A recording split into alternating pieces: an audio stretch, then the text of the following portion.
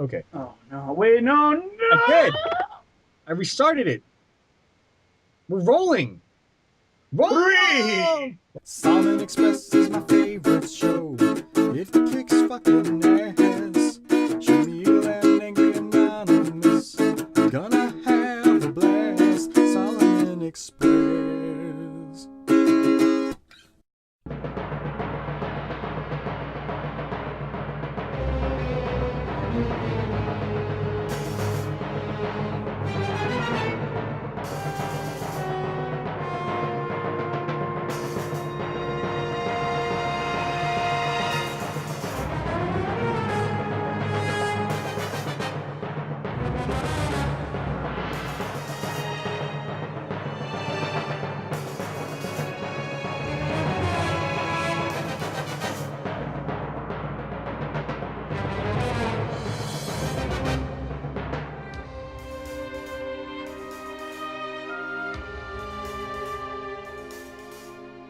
Hello and welcome to Solomon Express with your hosts, Angry Anonymous and Shimille Bitsuka. Fuck!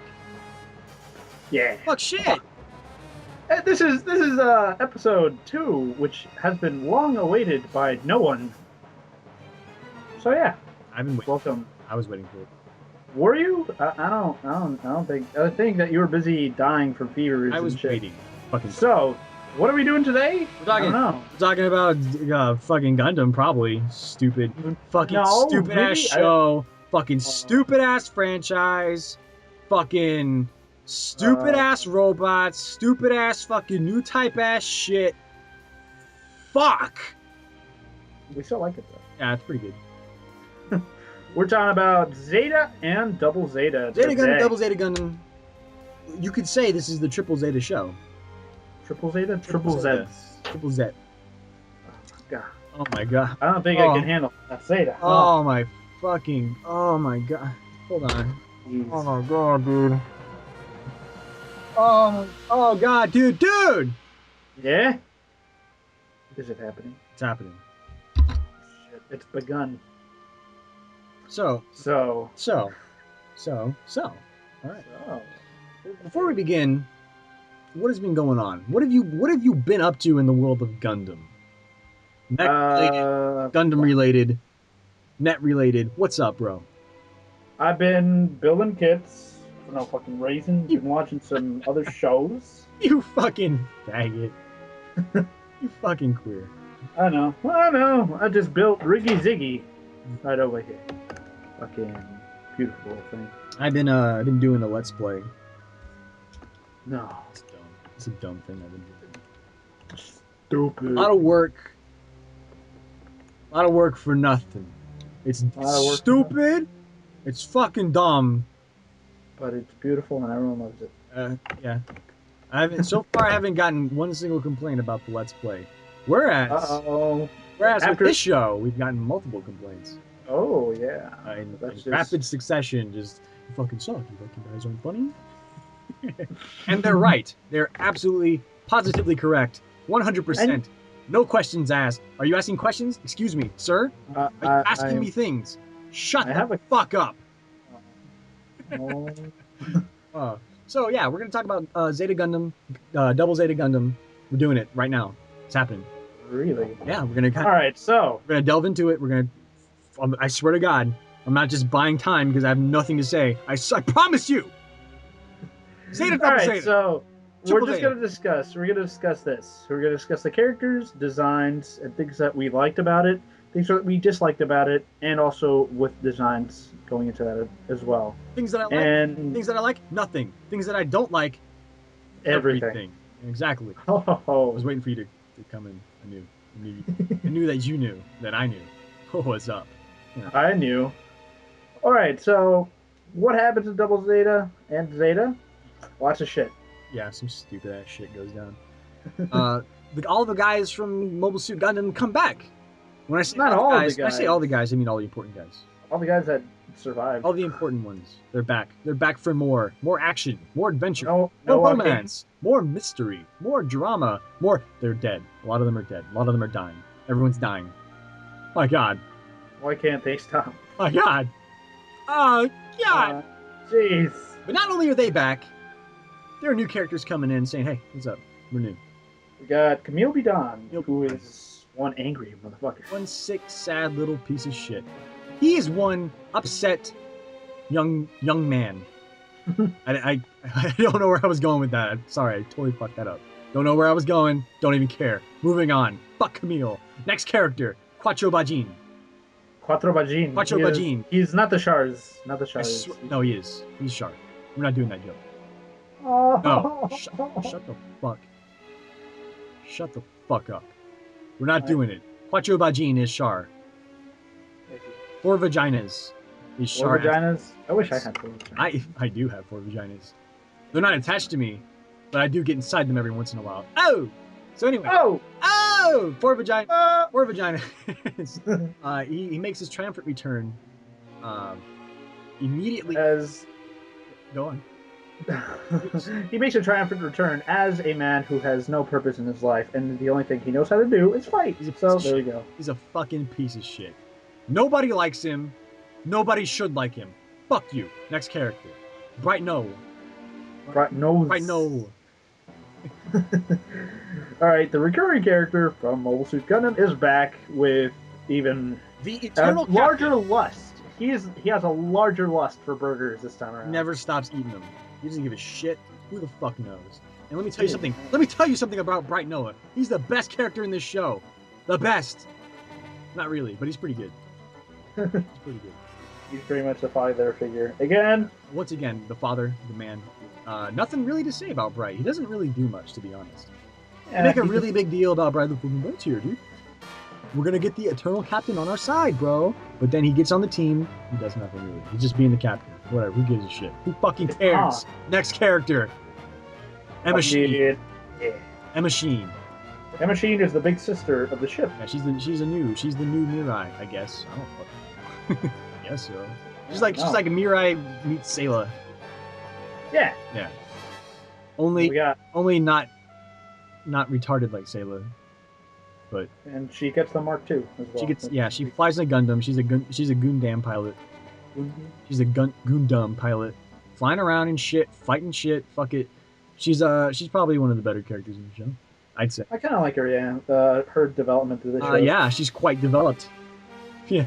You know what I'm fucking saying, dude? Oh shit, dude! Oh! All right, but next character. Captain Henkin. Oh no. Okay. No one cares. Next character. Jared Mesa. Oh, what can we say? What can't we say?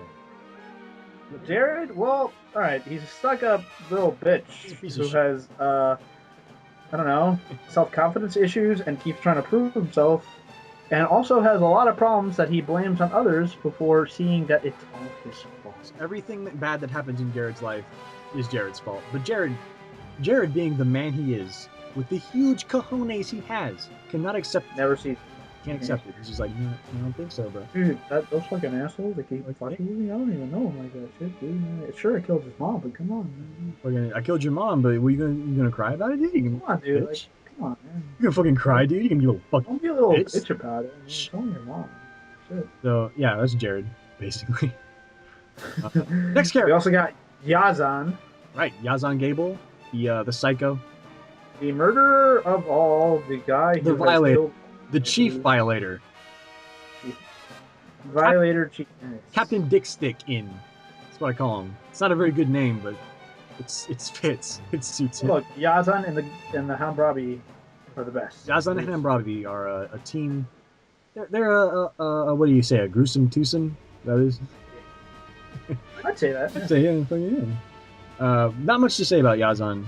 Because there's not much. He's a simple character, but he just likes to fight. I mean, what else is there? Pretty fun, like him. Except I don't. I hate everyone. I hate everything. Fuck this show. Fuck this gay earth. Fuck this podcast. Fuck this cast. Next character, Shiroko. The man, the myth, the legend. The man who has a penis for a hair. I call him Captain Pussy Destroyer or something. I don't know. I didn't think about it. I didn't think this through. Who cares?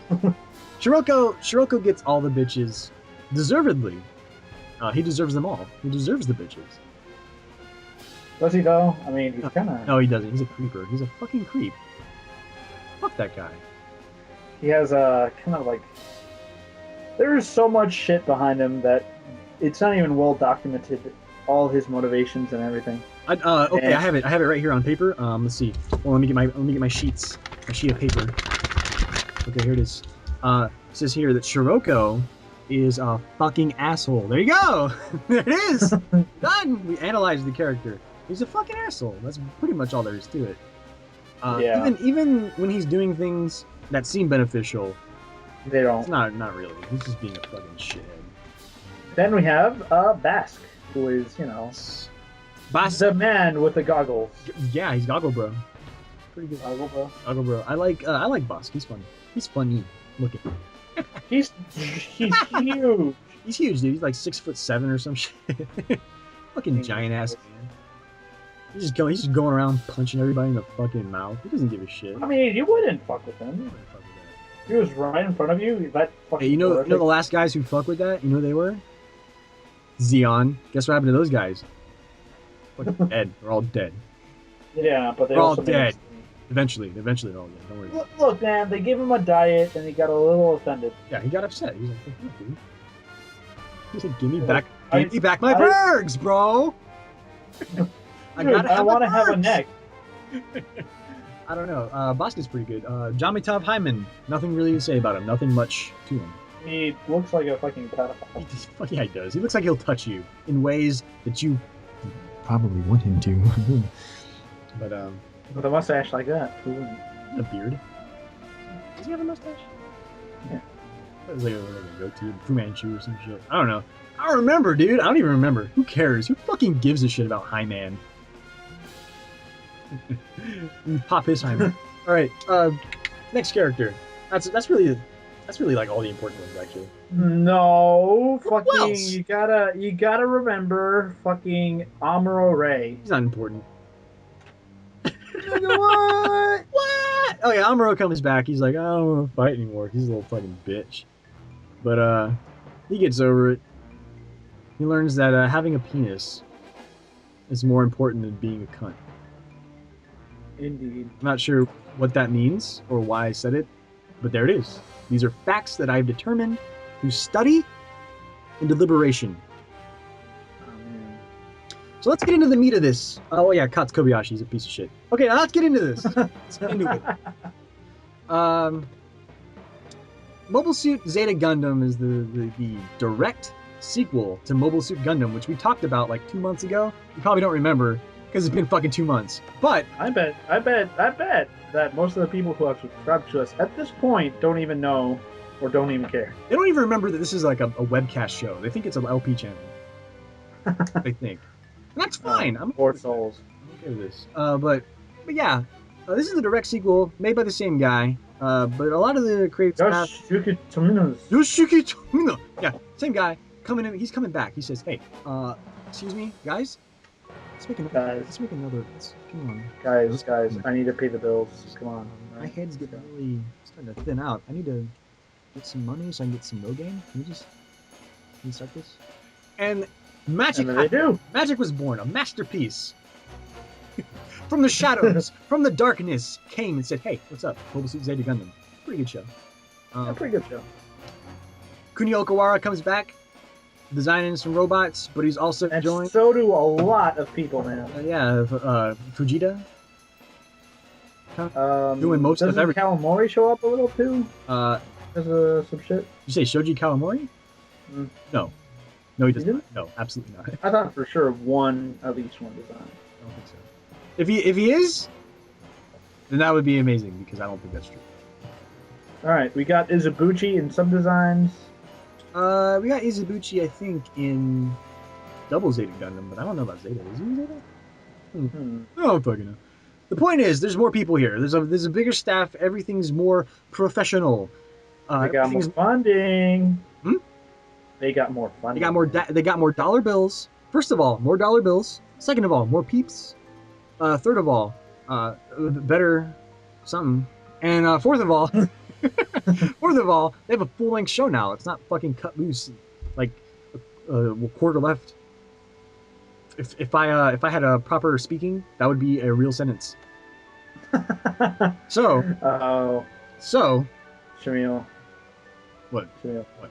I think we need to redo this. No, we don't. We're going. We're gonna keep it. We're keeping it. I'm keeping this in too. Everything's staying in. Salmon Express. Fuck it. We'll do it live. Let's go. All right. Where the fuck was I? Where the fuck? Okay, I was talking about. Moving on. You fucked me up. Oh yeah. They had 50 episodes. Hooray. Here, let's round of applause. So they move past that. They say, okay, we got all this stuff. We got all this money. We got all this trust. All this faith. We can finally make a good ass show. And what do? Make a good ass show. That's right. They did it. They fucking do. Fucking did it. It's a little bit more consistent than the original Gundam in both tone and quality. Well, yeah. I'd say that. Absolutely. Which, on paper, as far as the product goes, it is a better show. Is it better in terms of enjoyability? Well, that's debatable, and we'll talk about that. We will. I promise you. The fucking phone's blowing up. Jesus Christ! Every time we record this shit. Oh! Oh my god! The person who did that voice clip. Oh my god, dude. Oh, she sent me a picture. All right. Anyway. Anyway, back on track. Ladies and gentlemen, Zeta Gundam, good show. They really did it. They really put their all into it, it feels like, and something good came out of it. Damn right, some good came out of it. So tell me. You heard that soundtrack, man? You heard that soundtrack? Good. Fucking beautiful. So, Angry Anonymous, tell me, what is your favorite part about Zeta Gundam? My favorite part? Probably the soundtrack, yeah. That's fair enough. I mean... I agree with you. I agree with you 100%. The soundtrack in Zeta Gundam, phenomenal. It's cash dollars raining from the sky. Bitches are like waving their assholes at me. I'm like, shit, can't handle it. Fucking soundtrack's so good. I feel like I'm the chief, the king, the god, the grand poobah. Oh, it feels so good. So good. All the music. Damn. It's funky fresh. It's not just the combat tracks either. There's a lot of good, just regular tunes in there. It's like a lot of smooth jazz. It's really, it encapsulates, the combat tracks encapsulate sort of this hectic feeling of combat, of battle, fighting for your life, trying to survive. It feels like, I know where they're coming from, bro. And the other tracks, the peaceable tracks, I feel really serene, really good. I feel like, this is really good, man. I feel like everything's gonna be okay, and to invoke those feelings, it's gotta be some good ass shits. Yeah. Good ass shits. Those are the words I'm gonna go with. Good ass shits.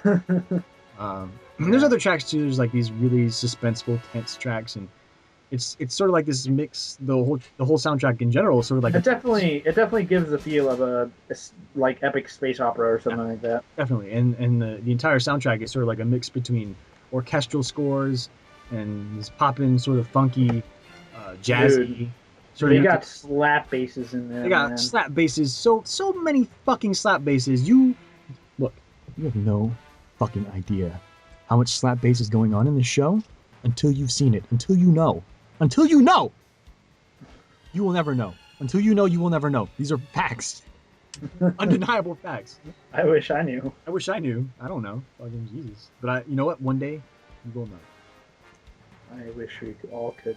Know. So that's our favorite thing, right? The soundtrack. Is there anything particular? Is there any like track stands out for you? Which track do you think? Probably Riders in Disguise. Way to be a fucking follower and pick the same one everyone else would pick. You piece of shit. No. No, I'm sorry. No, it's not true. But actually it is. But well, no, Riders in Disguise. Yeah, but it's Fleet Battle and Ayug. Yeah, those are really good. It's understandable you pick those because they're fucking good. My favorite. Jeez, man. Think about it, like maybe Pulse of Zeta is pretty good. I really like that one. Yeah. I really like Pulse of Zeta. That's probably my favorite. Pulse of Zeta, which was, if people aren't familiar with the track names, Pulse of Zeta is the track that was used for the Western release as the title theme. It's really good. Yeah. Everybody fucking loves it. It was used like once in the show for no reason. Yeah, it was used like one time. I don't even remember when. I don't even fucking care. I remember it because it was the title theme for the show, and it's so fucking good. It feels like this is the Zeta. It even syncs up perfectly with the intro too. They didn't even need to edit it much. Just perfect. The song is just great. And I mean, like the other ones are kind of hard to pinpoint to sort of explain because they happen all throughout the show. So let's just don't worry about it. You'll know. You go look them up. That's Riders in Disguise. Whenever Camille turns fucking red, you'll know. Whenever he becomes pink, things happen. So there's Riders in the Skies, Ayug, Fleet Battle, and Pulse of Zeta. Those are the musts. The musts. You must. So that's what we love. That's the thing we love the most is the soundtrack. What's the thing you hate the most about this show, Angry? The thing I hate the most. That's kind of hard to pinpoint, man. Is it? Or are you just wishy-washy little shit? I guess the animation, man. The animation? Well, it's not so much the animation that bugs me in particular. It's the choreography. Yeah, I'd probably say that the battle choreography in the show is kind of iffy at times. I don't know. It kind of feels like a flying simulator on acid. Yeah, it's coming from Mobile Suit Gundam and all the crazy cool shit that they managed to do with the show. And of course, when you start to ground the combat more in realism, of course it gets more boring. I mean, that's life, right? Life is fucking boring. But even so, these are giant robots fighting in space. Do something. It's just like tween motions back and forth. That's it. It's the whole show. Or at least on the ground, you get a lot of interesting shots. Yeah, you get some more interesting things on the ground. And I mean, it's still not Amuro versus Rambaral tier combat or anything like that. But it's good. It's all right. It's just that it doesn't measure up. And I'd really like to know who was on the staff for storyboarding and the key animation, so I can try. It definitely wasn't. I don't think it was Tomino for the action because it lacks a certain flair that he has with the show. Yeah, I mean when you see like Victory Gundam and Mobile Suit Gundam, there's this real distinct sort of. Even Sharp's counterattack. Yeah, don't throw that out. Yeah, there's a lot of dynamic stuff going on, and with Zeta Gundam, it really doesn't feel like he worked much on the action stuff and was probably more involved in the story. I'm not sure. I don't know. It was speculation. We're speculating. But we can both. I guess we can both just agree that the action is not a real payoff. Well, it's not that the action is really bad. No, yeah, we're not. Again, we're not saying like, oh, it's the worst, but it's just the least. It's the weakest part of the show. Definitely the weakest part. You know what? That's okay because this show is all about the plot intrigue, the characters, the designs, the music. The drama! Damn right. Well, more like melodrama. But... So, your favorite character. We gave a brief overview of some of the more important characters in the show. When I say brief overview, I mean we didn't really explain anything at all. No, we didn't explain shit. Just fucking bullshitted. But, Alright, my favorite character. Yeah. My favorite character? Probably Scirocco. Really? That sly motherfucker. That greasy little wormy motherfucker. Yeah, man. I don't think there's anyone who manipulates people with such class. He's pretty gross. Dude. Yeah. He fucking smacks you and you fall in love with him. Right. Nice. Well, I know I fell in love the moment I saw him. He just smacks you and you're like, well, I must follow this man. Yes, I guess I gotta deal with it. Mm-hmm. Fucking... Well, I guess my vagina owns very big part, but he's really all about like manipulating and controlling bitches, and for that I must say congratulations, sir, you are slime. And no, he's great. He's fucking great. I love this character. It's really fun. And he's I don't know. There's something about him. Like he fucking. You remember that blood pact that he did? Yeah, that was weird as fuck. He's just a weird guy. Dude, like, come on. Yeah. The fucking out of Jupiter here, ass. shit. Fucking that guy, man. This motherfucker. He's a creep. He's a fucking creeper too. He's just so creepy. But at the same time, watching that, so fun. Really good. Real interesting. It's like he just fucking did he just cut his finger and put his blood fucking oh my god, dude. He put his fingerprint in blood. He's like, all right. Fucking I guess I'm yours, baby. He was talking to John Hyman. I guess I'm yours, bro. Look, man, this means I will totally not betray you. I will suck your dick right now, Jamitar. Give me the word, son. And then Jamitar's like, I don't want to fucking... Look, I don't like it like that, right? I like it, but not... Hey, bro, I just want you to fight a war. I don't need like sucking dicks. Then Scirocco was like, all right. He's like, sure? Because I will do it. But no. Yeah, I really like Shimille. He's fun. My favorite character is I don't know. It's really tough because it's a toss up between. I wonder who it's gonna be. Look, you know what? You know what? You're being a real piece of shit right now. You're being a real fucking asshole right now, sir. No, my favorite character, definitely a toss up between Camille and Jared. I can't choose because they're both, and really, if I pick Camille, it's like, well, yeah, he's the main character. He's got all this really weird shit going on. He's kind of like he's fucking crazy. He's a fucking crazy little turd. And he's a wretched little guy, but he's great. And but when you pick Jared, it's like you can't just pick Jared because everything that makes Jared so great stems immediately and directly from Camille. It's all about Camille with him, and it's important to stop, take a step back, and be like, hey, what the fuck, you know? Because he depends. His character entirely depends on Camille to just be relevant, really. Right, Camille. He has this complex where he needs vengeance on Camille for something that's really not Camille's fault or problem, and there's a huge contrast between the two characters because Camille begins as this angry, bitter little shithead who all he ever wants is to get even with people. Like this is only motivation is strictly to get even with people. The empty beats the shit out of him. He's like, well, fucking, I guess I'll steal this mobile suit. Step on that bitch. You know, it's just like, really, dude? Jared calls him a girl's name. He says, fucking Camille.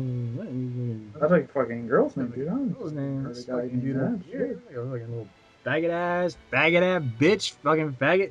And Camille punches him square in the fucking nose, as would be expected. Every single time someone does something wrong to Camille, he comes back with such an overwhelmingly intense and unnecessary reaction. That's just like it's like, whoa, dude, calm down. You know, he's crazy. He's insane. And meanwhile, with Jared's more like Jared's a lot kind of the same, but he regresses rather than advances. Camille eventually learned that I need to fucking calm down, dude, and this is getting a little ridiculous. Camille realizes that if he doesn't relax and he doesn't like get his priorities fucking straight, he's gonna get killed, and it's gonna be over nothing that's important anymore.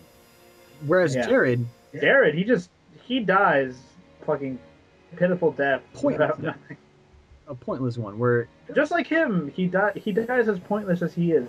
You know? Yeah, yes, but that's sort of the contrast between the two characters is that Jared goes the exact opposite direction of Camille. He becomes less competent as time goes on. He becomes more engrossed in revenge and more bitter, angry, and he's a nut bar by the end of the show. He's crazy. Yeah. And Camille, on the other hand, is getting more. Well, he's still insane, but he's getting more stable. He basically tells Jared, I don't really want to fight you, dude. So if you don't fuck off, I'll kill you. But I don't really care. You know, I don't really care about your stupid shit. Look, dude, you even killed my mom. I don't even give a fuck. I don't even give a fuck anymore. He's like, look, I got more important shit to take care of, so can you make this quick? You know, like, and he downs him. He just fucking downs him. It's like, wow, really? That's it. Man, there's been so many moments in that show. Poor Jared. I mean, like, I kind of feel bad for the dude, but at the same time, I'm like, he had it coming. Well, he brought it on himself, and it's the same for Camille. Camille was going down that path where if he died, it would have been like, well, dude, you asked for it, you know? You were bringing this on yourself the entire time. But he gets to the point where he realizes that's probably not.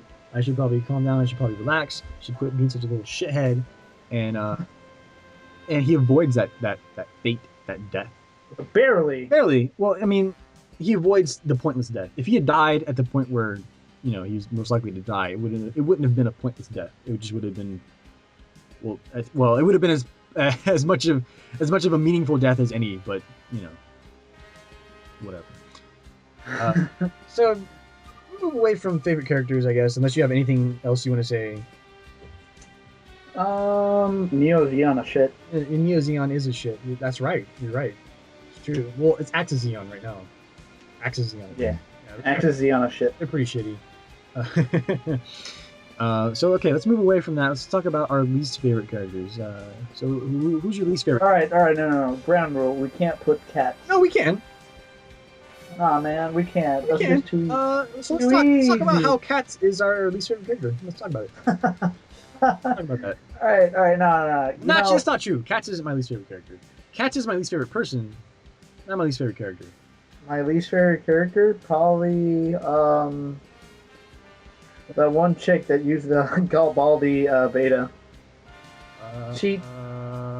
What was her name again? I don't even know. Lila. Yeah, Lila. Yeah. Lila was kind of like, she was like, all right, she might be cool. Nope, she died. All right. Well, that's really. I don't think that has any bearing on her character. It's sort of just what her purpose was to come in and be like, all right, what's up, and then die. It was sort of. I don't think that says that her character is bad. There's nothing wrong with her character. But I think I don't think that character is bad. But I guess we just disagree on it. I don't know. Like I think that character. I wouldn't say that she's a bad character. I just say that she's my least favorite because she doesn't like. She pretty much makes fun of Jared. Says that he's like the worst, and then goes off and dies. Yeah, well, that's pretty funny, but yeah, it had a purpose to it though. Was that she was supposed to inspire him, and she was right. He is the worst. She's correct. But her purpose was more like to sort of show him, that you're not the shit, Jared. You're not.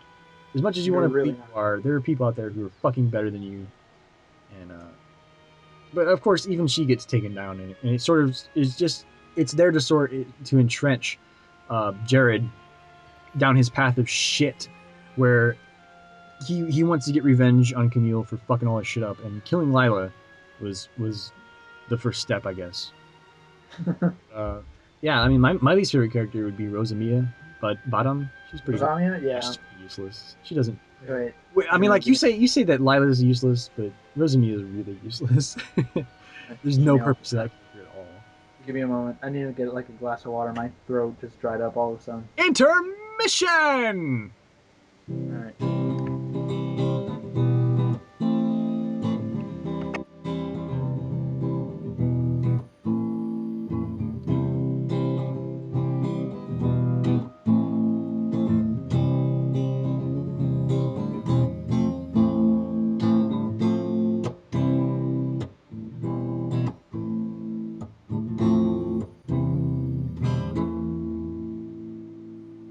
He's not back yet?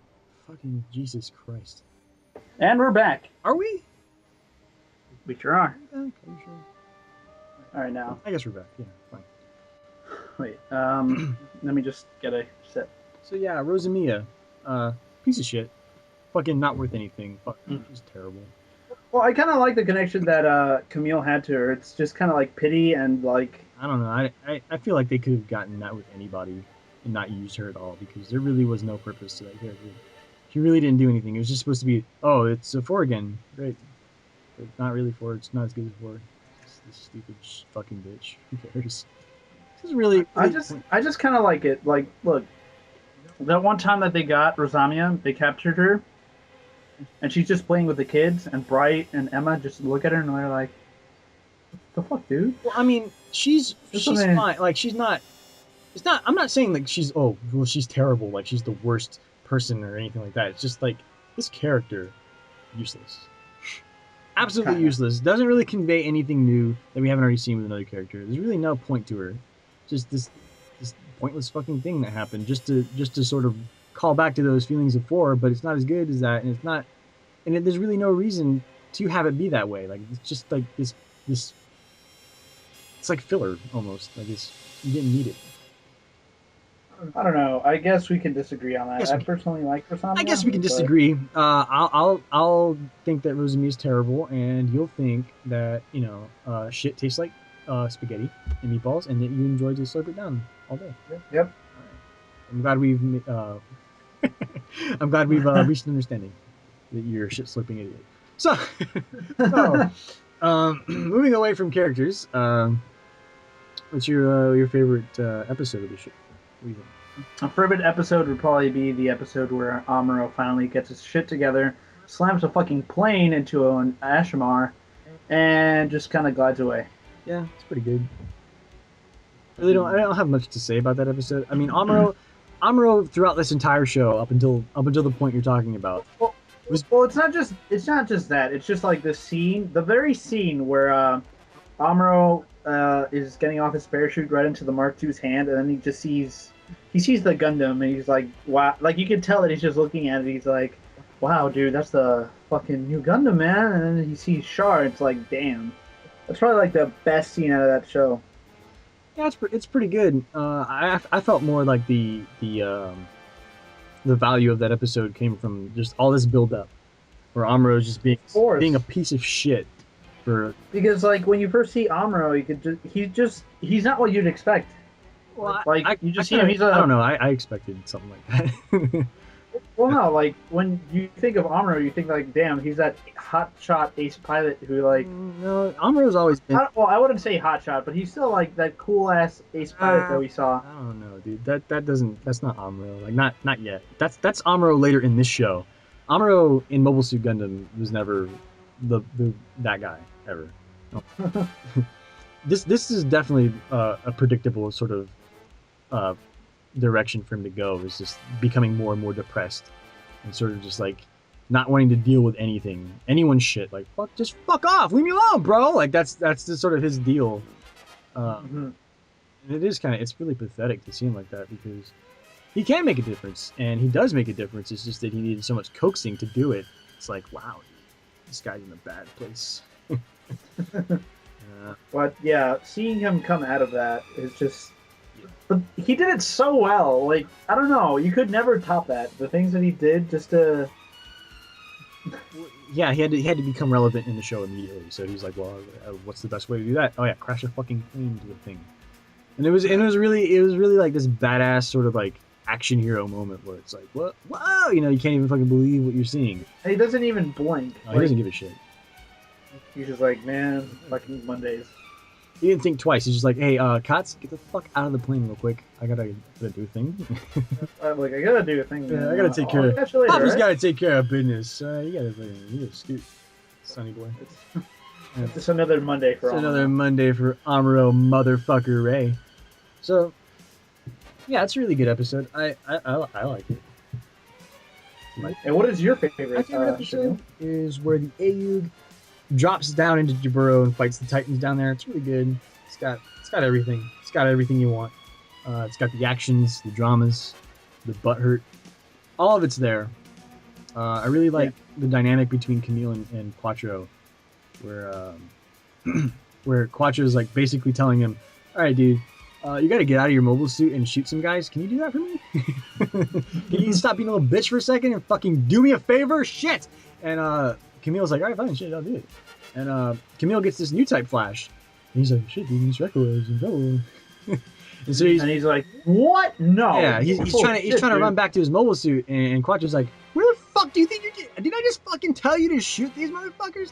Where are you going? I think, if I remember correctly, he just punches him square in the fucking head. Like, no explanation, not even waiting, doesn't care, just fuck you. How dare you? How dare you shit on this beautiful relationship we built up. Fuck you. We built it up in like a week. Yeah, come on, man. It's I don't know, like there's something about that scene that's really funny. I mean, like funny and great. And there's also seeing all the MSVs is pretty neat. They don't do anything important. Yeah, we get to see a GM Sniper Custom get blown up. Yeah, and then another one like runs the fuck away. It's like, I'm doing this. Fucking. It's really good. It's really funny. There's also remember those monkeys? Oh yeah, those fucking monkeys just hanging out, and then they just get blown up by a beam. It's great. Camille's just watching him from his cockpit, just dicking around. He's like, hey, fucking monkey, and they explode. It's like, all right, well, that sets the tone for this episode. All right. Exploding. Dude, I need a fucking vacation. Goddamn. We're going full Tommy now. Yeah, it's really good episode. And what would your least favorite episode be? Sure, I don't know. I can't really. I don't know. It's hard to pinpoint a least favorite episode. I guess anything with Rose and Mia as the focal point really kind of sucks ass. Yeah, you know what? I'd kind of agree. Those episodes were kind of lame. Terrible. And she's terrible. I don't know why you like her at all. Well, I don't know why you don't hate her. That's what I'm saying. But we're moving away from this. How about you? All right, let's go into designs. Okay, yeah, designs. So we're gonna kind of like not gonna do it the same as the other ones. We're gonna talk about like our favorite. Because there's so many designs in the show. So many. There's tons. It's hard to pick one. So we're gonna divide it into like categories like what's your favorite grunt, what's your favorite Gundamu or prototype weapon or what the fuck ever, and those will be our two categories. And we'll have I guess top 3 in each. Because there's enough to do that. There's enough of them. Swear to God. Even if we do a top 3, there's still gonna be like, fucking wish I could put in this, but we can't. There's only 3, faggot. So, you go. All right. What's your top 3 grunts? Top 3 grunts: Nemo, Marasai, and Galbaldi Beta.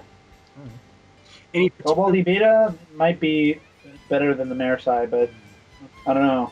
It's a tie, but the Nemo is definitely my favorite. Yeah. I agree with you with the Nemo there. Aside from that, I pick tough. Like I pick Nemo, GM2, I guess, or Barzam.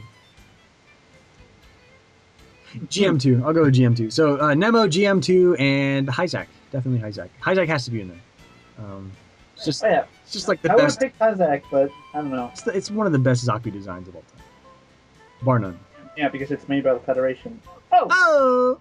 Betty's doing what Zeon can't do correctly. He's taking all their ideas and saying, let me improve upon this. Let me make this more palatable. Let me make it not shit. Let me make this not garbage.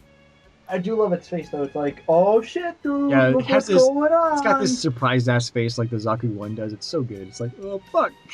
Oh, no. Like, oh, shit, dude. We gotta fight a war. Fuck. It's like, that's how he looks. Pretty good.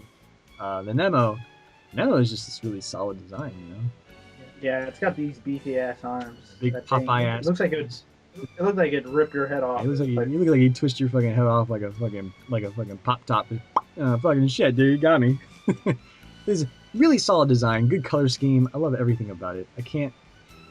I do like that its colors are specifically the AU colors, so they're pretty much just like the most patriotic, I think. Yeah, well, I don't know, like if you consider patriotic, AU's not a nation, but. Oh no. Yeah, but they are the AU colors because it's the same colors they use on the radish, I guess. Yeah, it's on the flag too. It is on the flag. You're right. Dark blue and bright ass green. Bright ass turquoise ass seafoam ass green. Yeah, that sounds about right. The Nemo, I don't know. There's something about it that's just like you can't find something to hate. Well, I mean, somebody probably can, but not me. I can't. I don't know. The GM2, I like the exposed mechanics of it. I like the. Oh man, there's just so much about it. Yeah, definitely. The GM2, it's just everything that I loved about the GM, the first one, is just accentuated and improved upon tenfold. It's perfect. It's perfect. It's in every way that the GM was perfect. The GM2 is more perfect, if that's possible. It feels like the only reason why I would put it behind the Nemo, and sort of toy around with the Barzam is that those two brought something new to the table that was more interesting to look at. But the GM2 is just this great design where it's like, oh, it feels so good to see. I can't believe it. It's so perfect. It's like it's the obvious choice for someone like me who's really into GMs and shit like that. So you, the Marasai and the Galbaldi, why? Galbaldi Beta, it's a very underappreciated suit. I think it's basically like, what if the Gelgoog was perfect? I don't know, the face, something about that face is just very aggressive, and the legs, the way that they kind of extend outwards, it makes it look really aggressive. The color scheme is pretty nice, and I don't know, it has enough Federation aesthetic that it really makes me like it, while keeping the aggressive Zeon design, and it just comes out to be pretty good. Yeah, it does feel like a bit of a watered down sort of Gelgoog where it's less extreme, maybe. Yeah. I don't know. Me personally, I prefer the Gelgoog over the Galbaldi. That's just me. That's just my stupid ass opinion. Who gives a fuck? Everybody gives a fuck. And the Marasai, well, I mean, just look at it. I really like that doofy big ass head of it. Like, that's kind of iconic for it. What are you showing me here? What is this fucking Marasai? You want me to put this shit in the production? Are you trying to ruin me, son? You trying to put me out of business? But then it turns out it was fucking brilliant and it looked beautiful. Everybody loved it. Yeah. I would definitely like if I wasn't gonna go for the Hyzak, I'd go for the Marasai, sort of like my Zaku, where the Marasai is really it's really like one of those epitome designs where it takes everything about the Zaku and just improves and improves and improves. Same with the Hyzak, where everything's just better, just fucking better. But I personally I just like the Hyzak better. I know you like the Marsai a lot. All right, so least favorite design. Let's not even worry about fucking least favorites. We got too much ground to cover today. Fuck that noise. All right, now favorite, I guess. Favorite prototype. Gundam or non-mass produced. Yeah, non-mass produced suits. So what are you thinking? All right. This is gonna be kind of a complicated choice because there's a lot to pick from, but probably the oh man, I can't remember what it's called. There's too many damn names in the show. The one that we see on Earth that has that giant ass pack on it. Ass pack? You remember how it had like a giant rocket on it, like right behind it, could transform and all that? Are you talking about, dude? What are you saying, bro? I don't know what you're talking about. The plant? No. Is it? Is it the God Plant? Because God Plant doesn't have an ass rocket. I don't think. I don't know what you're talking about. Man, wait. The God Plant is the one that's like a triangle, like a wedge. Triangle. Yeah, that one. There's a. Sorry, I must be remembering or thinking about something that didn't show up in the show, but that thing, I don't know, like. The way that everything is so angular on it doesn't even need to hold a weapon, and yet it can kick your ass. Well, all its weapons pretty much are built in. Yeah. Except the beam saber. Well, but you know what? You know what? We can't have everything. It can't be perfect. But it's a really unique design, and it has a very, very unique body build and everything that you never see that replicated ever again either. Yeah, it doesn't. That sort of aesthetic never comes back, and I guess it's because the transforming trend sort of dies, and there's no reason. Yeah, they realize it's too expensive or whatever. It worked for the Titans and the AU at the time of Warfare because in universe, they didn't have many movies. In universe, it doesn't really work for them either though because they never mass produced it. But in universe, apparently, it's just like a really primitive transforming design. But I don't know. Is it? It's supposed to be. Oh yeah, because all it does is fold its arms. Just sort of like folds over, turns over and shit. It's like whatever, but it's still cool. I mean, everything about it's cool. I can't think of anything on the God Plant that I hate. Not really. All right. What else? I really like the It's kind of odd to say this, but I really like the Ashimar. That thing. Oh, wait, no, you said Ashimar? Oh, yeah. You're a cool guy. I thought you were gonna say something stupid. I thought you were fucking. It's weird to say this. It's not weird. People fucking love that suit. What are you talking about? I know that people love the donut, but I just like it. Basically, looks like a dom if its weight was just spread throughout its body. I guess it kind of has a dome feel to it. It's mostly the head, I guess. Head and the chest. But it's just really unique, and it's really hard to forget. Yeah. I mean, I haven't forgot it yet. Not yet. Yeah, I'm trying. I'm not trying. I never want to forget. I never want the ass hammer to leave me. The ass hammer to stay behind me. Don't forget the ass hammer, right? No. You gotta love that ass hammer. So what's your number 3 there? Number 3, man. Are you browsing the wiki? Come on, bro. No, I'm not. I'm doing this all off the top of my head, which makes it pretty hard. So I'll just look around my room. All right. Look, we all know you're about to say Mark II, so. Yeah. See, I knew. I don't know. It's like the epitome of the regular Gundam design. Like, what can you can't really improve on it. Yeah. It's just a really good design. A lot of mobile suits take their design basis off of them, like modern Gundams. You could see a bit of the Mark II aesthetic in it, and I don't know. It has a lot of detail. It's very complicated in its mechanisms and how everything moves. And it's the second Gundam you ever see, so they have to make it good. Yep, it is a collaboration between 3 designers, and boy does it work! Boy does it work. For me, fucking I don't know. I guess the Zeta Gundam, really like that one. Really love it. It's probably one of my favorite Gundams of all time. It's got the best transformation of any mobile suit I've ever seen. Everything else can suck up dick. I don't even give a fuck. Zeta Gundam's really good, so fuck everything else. Number two, geez, I don't know, like the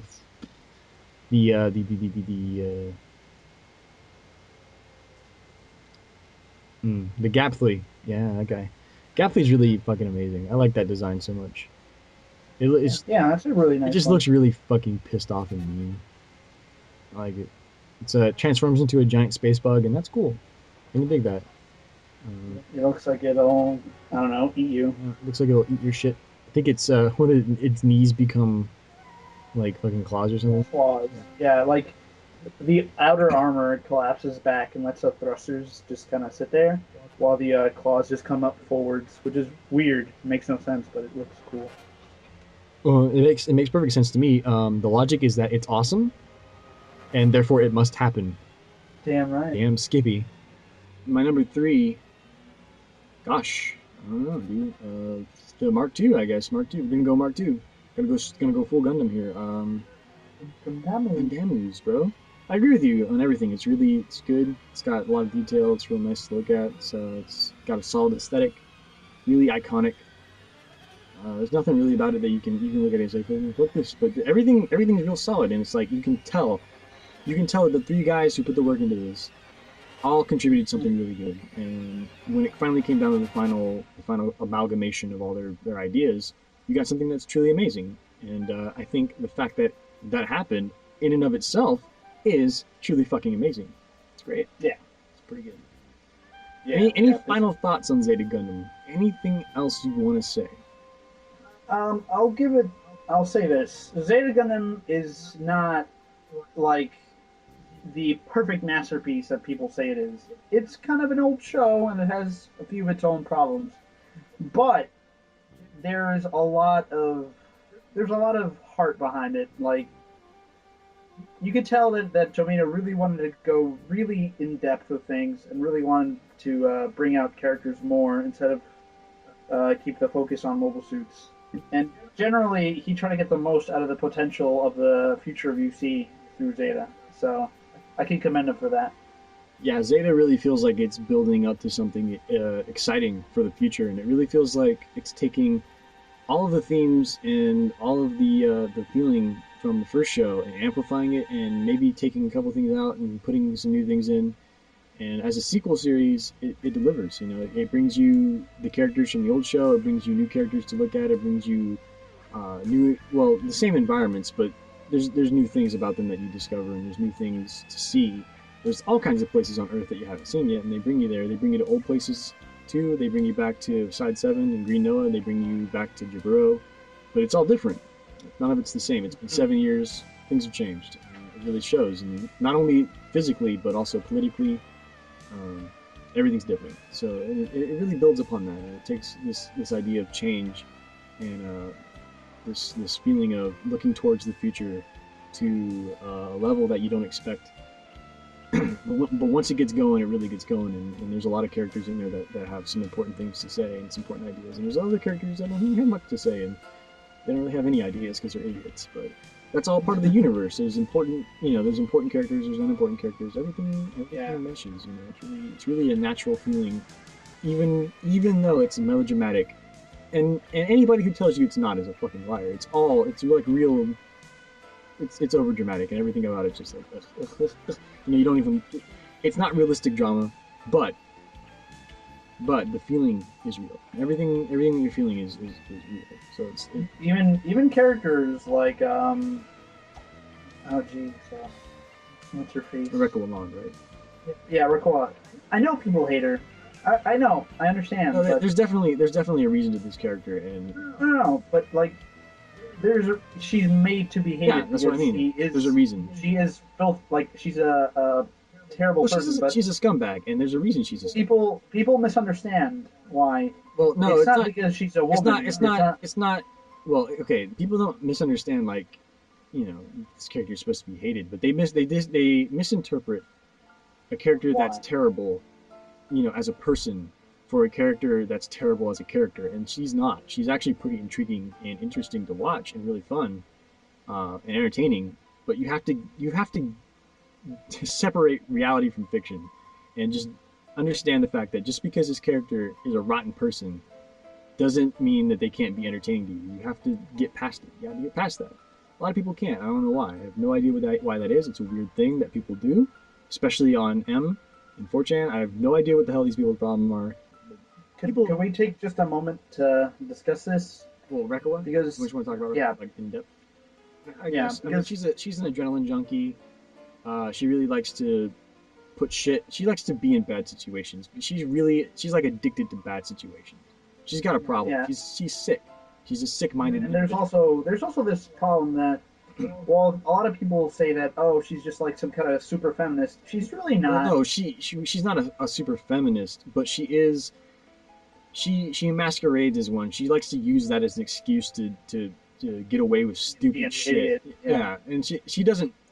You can't believe for a second that she believes any of that shit she's saying, because she definitely... Yeah, because she's always talking about how men never give her attention and how she doesn't need any of them or anything like that. Yeah, but in reality, the only reason why she's getting upset at them or why she's leaving to go with Shirako and all that is because she wants, like, approval. No, it's not so much approval. Well, it is approval. She does want approval, but she also mostly just wants attention. And she likes having people pay attention to her. She likes being in bad situations because, and I've known people like this all my life, who just want to be not only the center of attention, but to also be in the worst possible situation, because that's when people are going to mostly pay attention to you, is when your life is tragic and there's bad things happening. And I've known people like this. I've been involved with people like this. And this character speaks to me in ways that I can't even describe, because I know this story. And it's like, whoa, this fucking character in this show feels like somebody I've known all my life, because I look back and it's like, oh yeah, I did know that fucking person, and they were terrible and I hated them, but the connection's there. That's a real person. And even in looking back on it, it's like, yeah, I can totally see where she's coming from. I can totally get this, and it's really interesting. Like, that's probably one of the characters that I've connected with the most. And while she isn't my most favorite character, obviously, I didn't fucking bring her up. I mean, there's still a lot. She doesn't do much, and she's not that important, and she's not in the show that much. But it's just that the reason I bring her up is because she's so controversial. I don't know why. It's just people are butthurt about characters that are mean people and shitty people, because people don't like Katz either. And that's understandable. Katz is a little shithead, but he's not a bad character. That's a point. He does things. The things he does. Growing around Amuro. Well, no, he just ended up. It's not so much. It's not so much growing around Amuro. It's this aspiration to be a hero and to be, worshipped the same way he worshipped Amuro as a hero. Yeah. And he doesn't have the goods to back up the claims, and also, he's too eager to get to fighting. He's too aggressive, and he just doesn't have the skills to back it up. He's not prepared to fight a war, and he has no idea that he's not prepared, and that's his problem. And it really shows in everything he does. He's very naive. He's very impulsive and stupid. He doesn't think about a goddamn thing he does. And these are all things that Amuro and Camille both did, but they learned from it. Katz never learns from it. Ever. He just kind of repeats. He just keeps repeating the same mistakes over and over again. Which is kind of comparable to Jared. Kind of, yeah. It's sort of like a Jared character, but less endearing. If you notice, I think a lot of the theme of Zeta is that you need to learn from your experiences rather than keep blaming others. Yeah, I mean, it's one of those look to the future things where the new generation is important, but they have to learn. You have to teach them. Yeah, if you don't, they are the future, but who are they learning from? They're learning from you. So you can't put all your hopes into the new generation without putting in some work too. There's effort that has to be made, and that's a theme. It's not the theme, but it's a theme. It's one of the big themes, because you can definitely tell that a lot of the major characters are like this. I mean, Char, he has a lot of problems moving on, and in Zeta he looks like he is, but he really isn't. He's stuck in the exact same place he was before, and he's not really learning from. Yeah, he's not really moving on at all. He's just sort of stagnating in this one's position. Yeah. He's not moving forward. He's sitting still, and Jared's in the same position. Jared's going backwards is his problem. Yeah, he ends up dead because of it, and so does Katz.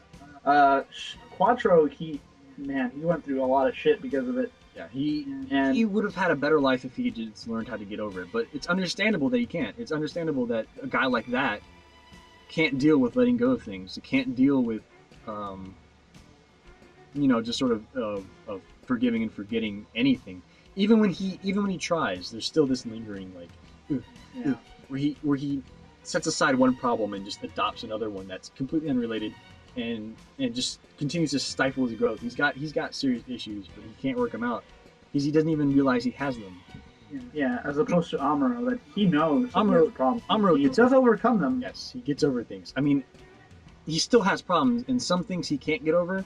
Obviously, you can't get over every problem, but even though he still has these issues, he manages to move forward. It's a big contrast. It's this big contrasting theme, and I think in Zeta Gundam more than any other Gundam series, there's the contrast sort of thing going on that pervades the entire show, where there's all these contrasts that are happening thematically, and it's real good, real interesting. And this is probably one of the reasons that I like Zeta so much, because the total message that it tries to send over, that you need to learn about your mistakes, you need to learn to let go and learn to move on, or else it could get the best of you and you'll end up dead. In comparison, the theme, if you remember, the main theme from Mobile Suit Gundam was about how life is bad, but as long as you hold on, tomorrow can give you something at least kind of good.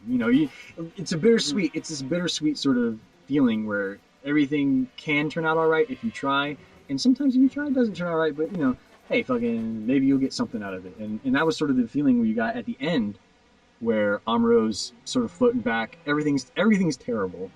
The war's over, but everything's terrible. There's so many people dead, so many injured people. Sharp's disappeared. He's getting lost in his own bullshit. The white base crew is just sort of drifting out there. Amuro barely escapes with his life, and he looks forward and he sees these guys reaching out to him, trying to get him back. And it's like, oh shit. These people are like fucking, they want me, they like me, it's my family. And it's this bittersweet feeling where it's like, oh man, I've just gone through the worst possible thing that could have ever happened to anybody. But hey, these people kind of like me, that's cool. It's like, it's not like, you don't get this, it's not an absolute victory, it's a Pyrrhic victory. There's all these horrible things that have gone, but you got something out of it at least, and that's kind of how life is in general. You don't always win, but you don't always lose either, so. But with Zeta Gundam, it's more like there's this feeling of more of a control over your destiny, where if you try hard enough, you have to put in the work. You have to put in the work, or you can't succeed, or no one can succeed, and nothing will go right. Everything will stagnate. Everything will go wrong, and that's where Zeta Gundam differs from Mobile Suit Gundam. But the same sort of theme about about destiny, about where your life can lead based on events that happen. It still exists, but it's presented in a different way with different consequences. But it's a theme that exists in all Tomino's Gundam, where it's all about flip of the coin. This bittersweet sort of feeling, like good things happen, bad things happen. Sometimes the bad things outweigh the good things, but you can't let go of those good things. You can't give up hope. Even no matter how bad it gets, even when things hit rock bottom, you can't give up. You just gotta keep going, man. Keep on trucking. And if you give up, then you're lost. You're Char Aznavour, and nothing will go right for you ever again. You've given in, and you're going to become the kind of thing that you hated all your life, that made you what you are. Yeah. We're getting a little bit into into themes that go further than we're prepared to talk right now. So let's move on to. Let's just say that this is just one of the many reasons why we love Zeta Gundam. There's more depth to it than appears. And I mean, like, it's not my favorite. Again, Mobile Suit Gundam was my favorite show, my favorite Gundam show. But Zeta's up there. I mean, it's like right behind it with Turn A, and those are both fucking great. But, right. But yeah, let's move on to Double Zeta Gundam. Fucking Zeta! Whoa! What's happening? It's time for silly shenanigans. Time for some fun, baby. We got fucking serious for a second there. Did you see that? We actually started sounding like reasonable human beings, and we can't have that. Time for Double Zeta Gundam. Let's start talking about some fucking serious whack ass shit. Let's go. All right. So this show The The show came out the next, like, immediately, like, right after, like, Zeta Gundam ended, Double Zeta Gundam was like, okay, it's my turn. And, this show, thematically different in almost... Way different. Almost, it gives you mood whiplash. It's not presented well. There's a lot of issues with the way it came out and with the way they decided to convey the story. But still, not a bad show. Still fun to watch. I like it. It's definitely not as bad as people say that. People will tell you that it's this sort of satanic sin. People say that you've got to skip it. Yeah. I don't understand. You can't skip the show. There's a lot of important shit that goes on. If you okay, here's the deal. You can skip whatever the fuck you want. First of all, you can do whatever you want. If you have free will, fine. But if you want to get the full story, if you want to get the full details, if you want to get everything that you can possibly get out of Gundam, you see how we just talked about Zeta and all that bullshit? We would never have even come to those conclusions had we not watched everything. So if you want to get that sort of experience, you can't skip things. But I mean, like, if you don't care about that shit, and there are people who don't, and legitimately so, then for fuck's sake, just watch it, you little bitch, you whiny ass piece of shit, you little fucking cunt. Fuck you. Quit crying. But seriously, though, you can skip stuff. It's fine. It's not a big deal. Whatever. It's not a big deal, but you're just a little while. People have different tastes. You should not force yourself to sit through something you don't want to watch just because you think you're missing out on some kind of cosmic... I was totally exaggerating. It's not that big of a deal. It's fine. I've skipped shows. Gundam Seed Destiny, I didn't even fucking finish it. That's okay. I skipped Age. I haven't seen that yet, and I'm not gonna. And for no reason, really. I just don't want to watch it. I just don't want to. It's not... I have no... It's whatever. But there's no drive. Let's go back to Double Zeta. Alright, Double Zeta. So the Argament crew, after fighting Captain Scaraco and all that, and all the Titan shit, comes back limping to Shangri-La, and where they pick up these crazy kids. Yeah, these wacky and thus hijinks ensue. Shenanigans ensue. All these shenanigans. After the Grips War, both sides are effectively decimated. Decimated. Except for a certain amount of butthurt Xeon remnants left on a big giant asteroid. Well, that's a whole different thing altogether. I'm talking about like the Titans and the Aegu. They're fucking whatever. Who cares? They're fucking pretty much gone. Remains are minimal. There's some Titans hiding out in different places. There's some Aegu that survive and go home and lick their wounds. But then there's the Xeon, which we didn't even talk about in Zeta. These are not really that important in Zeta, but they're way more important. In fact, they are the most important part of Double Zeta. Without Xeon, none of this shit would have happened at all. The Titans conflict would not have happened. None of it. Well, I meant this particular Xeon. Oh, Axis Xeon. Axis kind of sees the opportunity to take over, which it pretty much does. It decides to take over because guess what? The Federation doesn't care. Aug is pretty much dead, and the Titans are destroyed. There's no one to challenge me.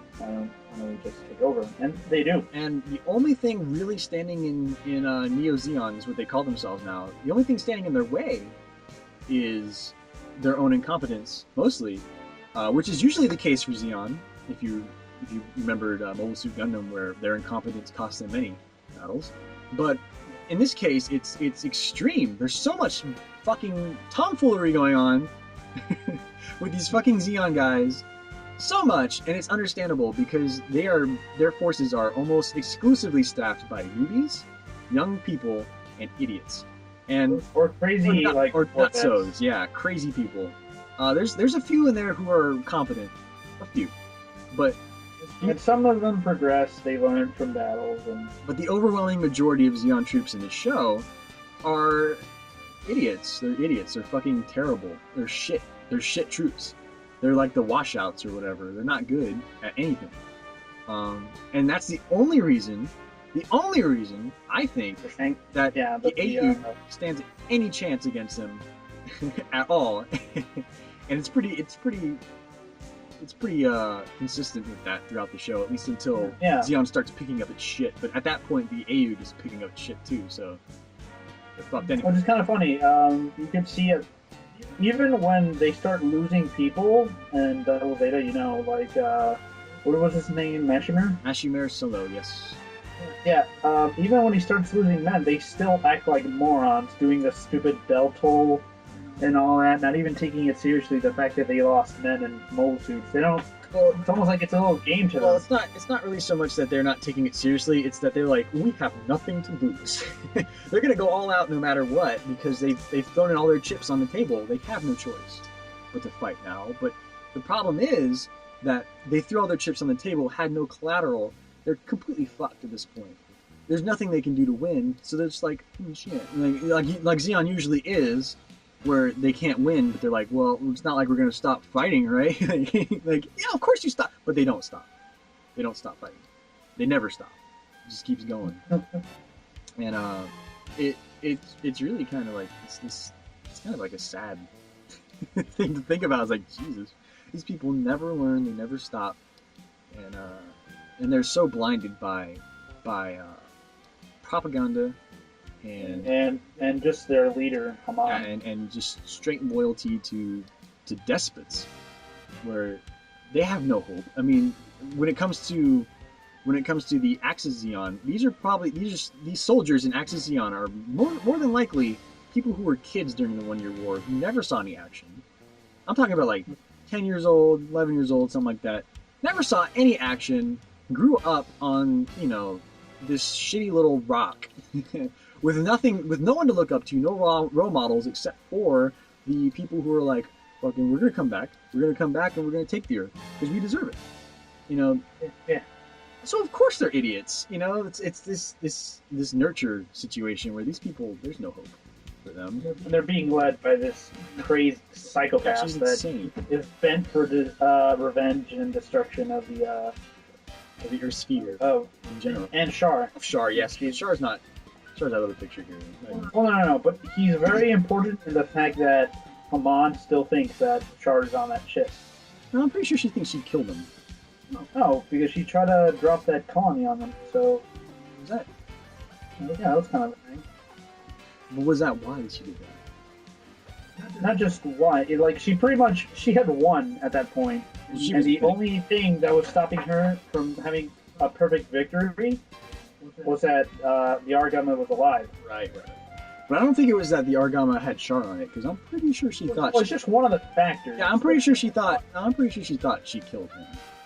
He was dead. Like, that's what she thought. Because at the end of Zeta, this is what it looks like. You know what I mean? And from her perspective, definitely thinks she thinks she's dead.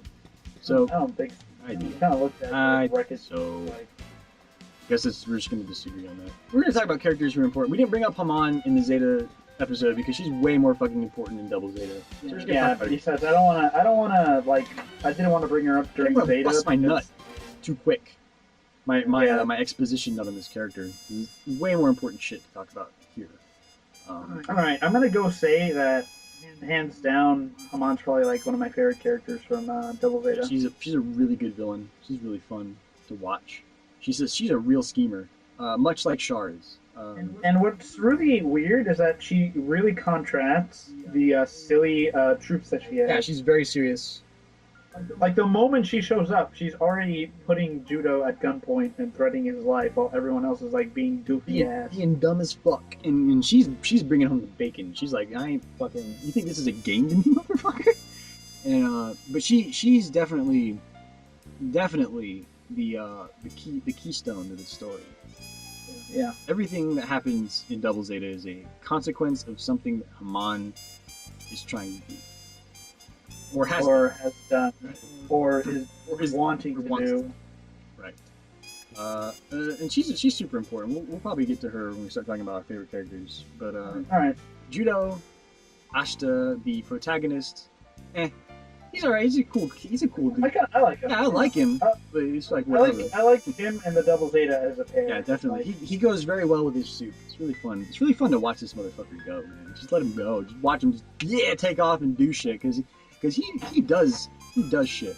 And he does it well. One thing I can really note about Double Zeta is that the action has definitely improved in this in comparison to Zeta. Absolutely. Like they've worked out the kinks entirely of it. There's so much more to look at with his fights. I mean, sure, there's the transformation sequence that takes all fucking day, and that takes away, and I hate that shit. But it's like, whatever, you know, fucking, once he looks transforms, cool. the fight begins, and the fight's awesome, bro! The fight's wicked out of control every time. Every time it's a double Zeta. There's so much creative choreography, so many creative uses of technology and tech that you didn't even know they had. They do. Which still makes sense that they do, by the way. Absolutely. It's not pulled out of their ass. It's an easy professional. It's like, well, yeah, I could totally see that they would have this, sure. And they even go to explain a lot of it, too. Right. And it's like, when it comes to the fights the fights in Zeta are like watching cardboard cutouts move across the screen and, you know, bumping each other and shit. The fights in Double Zeta are like watching, like, some sort of high budget fucking John Woo action film. It's crazy. It's off the chain, dude. It's great. And the animation is really good. It's really fluid. And it's like they didn't give a shit when they were animating Zeta. When you compare it to Double Zeta, it's like, why? What? You know, it's just. What's really interesting, like, I don't know, some of the moments, some of the moments in Double Zeta, the action, they look glorious. They make Zaku's look amazing. They make everything look amazing in this fucking show. If you want a reason, good. if you don't want to watch Double Zeta, let me just go on the record here. If you don't want to watch Double Zeta and you're pining for a reason to watch it, and you're gonna fucking bug us on it and be like, or bug people on it in general and be like, oh, why should I watch this show? Make me wanna. Well, the animation's fucking great. There you go. Go watch for the animation. If you don't care about animation, you're watching a giant robot show. Yeah, this is the kind of show. This is the show. This is the kind of show where superficial wants are fine. You can come back to this one. It's a superficial show. At least for a while it is. It gets a little deeper after a while, but it's still at its core this fun wacky ass shit. But so what do you think is your favorite part about My favorite part, well, your favorite thing about this show, hands down? I'll say some things I like, and then I'll get to the thing I like the most. I kind of like the additions to the soundtrack. There's like one or two tracks I really like. Judo and Space and the Double Zeta theme are really good, I think. And there's like one more in there that I like. Is it this thing? Because I don't really get it. It's like this. Yeah.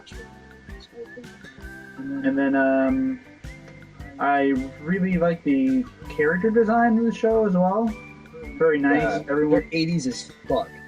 Like, I don't know what happened. They're all memorable. I don't know. You can even remember their clothes. Like, you can even remember all their individual clothes. Yeah, like I don't know what happened in the year between the production of Zeta and Double Zeta, but goddamn, shit got 80s quick. Like mad 80s quick. Like, I have no idea what the fuck just happened. Like everything looks pretty down to earth, you know, normal in Zeta, but then people like wearing turtlenecks and they're fine, you know, it's whatever. But then you get to Double Zeta, and I guess it's just Shangri-La fashion and Neo Zeon fashion, I guess. Because fucking Jesus Christ. These motherfuckers got some swag ass outfits, bro. Damn, bro. Amon had those fucking Shutter shades.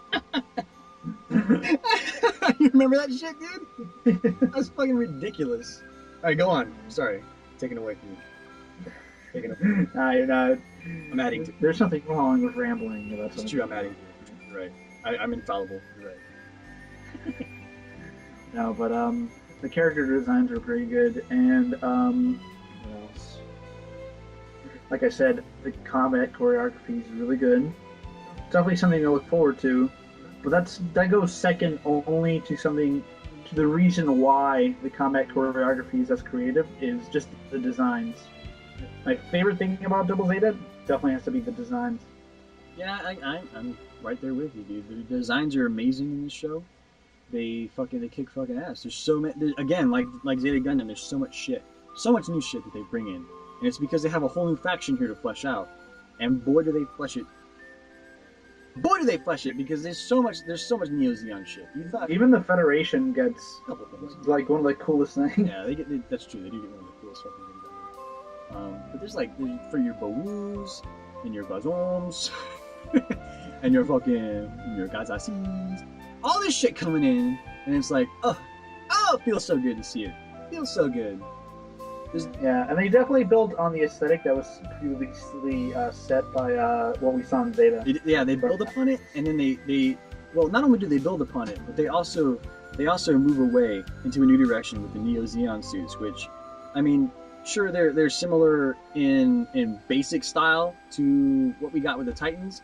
There's fundamental differences that divide the two groups, where the Titans have this certain sort of like you know, they've got more like an oppressive looking feel to their suits, where they're sort of like these enforcers, where Neo Zeon, just more of that batshit Xeon shit, where it's like they're crazy out of control in design. These crazy ornate, yeah, like menacing looking fuckers. Really like heavy on design aesthetics, where they say, "Look at all this fucking flair, bro. I got swag coming out my ears, bro." And it really accentuates the character designs in a way where and really fits Neo Zeon, considering that they're all about flair. Everything's everything. They even have a suit that just shoots lasers out of every orifice. Like there's orifices everywhere. It's just firing lasers in all directions. Doesn't give a shit. Sounds really good. Yeah, I agree. So, Design's top, tippy top. What's your least favorite? What's your least favorite thing about this show? I think we've pretty much already covered it, but in a way. Hard to say. I don't know. Really? I mean, there's not much I really dislike about this show. There's nothing that, whenever I watch it, I'm not like, well, if only this wasn't like this. I never really think that. Yeah, I mean, like, I don't, there's not a time where I'm watching Double Zeta where I'm like, God, I can't believe I'm fucking watching Double Zeta. And I never feel like that, but at the same... Even Moon wasn't that bad. I'm like, I mean, sure, it was fillerish, but it's fine. You know, it's not like, it's not offensive, is the point, right? Like, it's not sickeningly bad. It's just a dumb thing.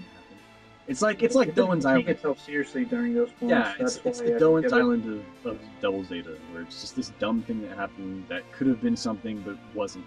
It was still kind of neat, but yeah. But you know, even though I feel kind of the same way you do, I do think that there's one distinct thing about Double Zeta that's inexcusable and kind of really annoying. I could say one thing. They should have gone a little more in depth with some things and explained a little more. I don't think that, but I do think that the tone needed to be more consistent with the last show. And I you know, I'm fine with the show we got. I like it, but it would have flowed a lot better. It would have provided probably a little bit better perspective on the universe if they had kept the tone a little bit more consistent. They could have gone more lighthearted.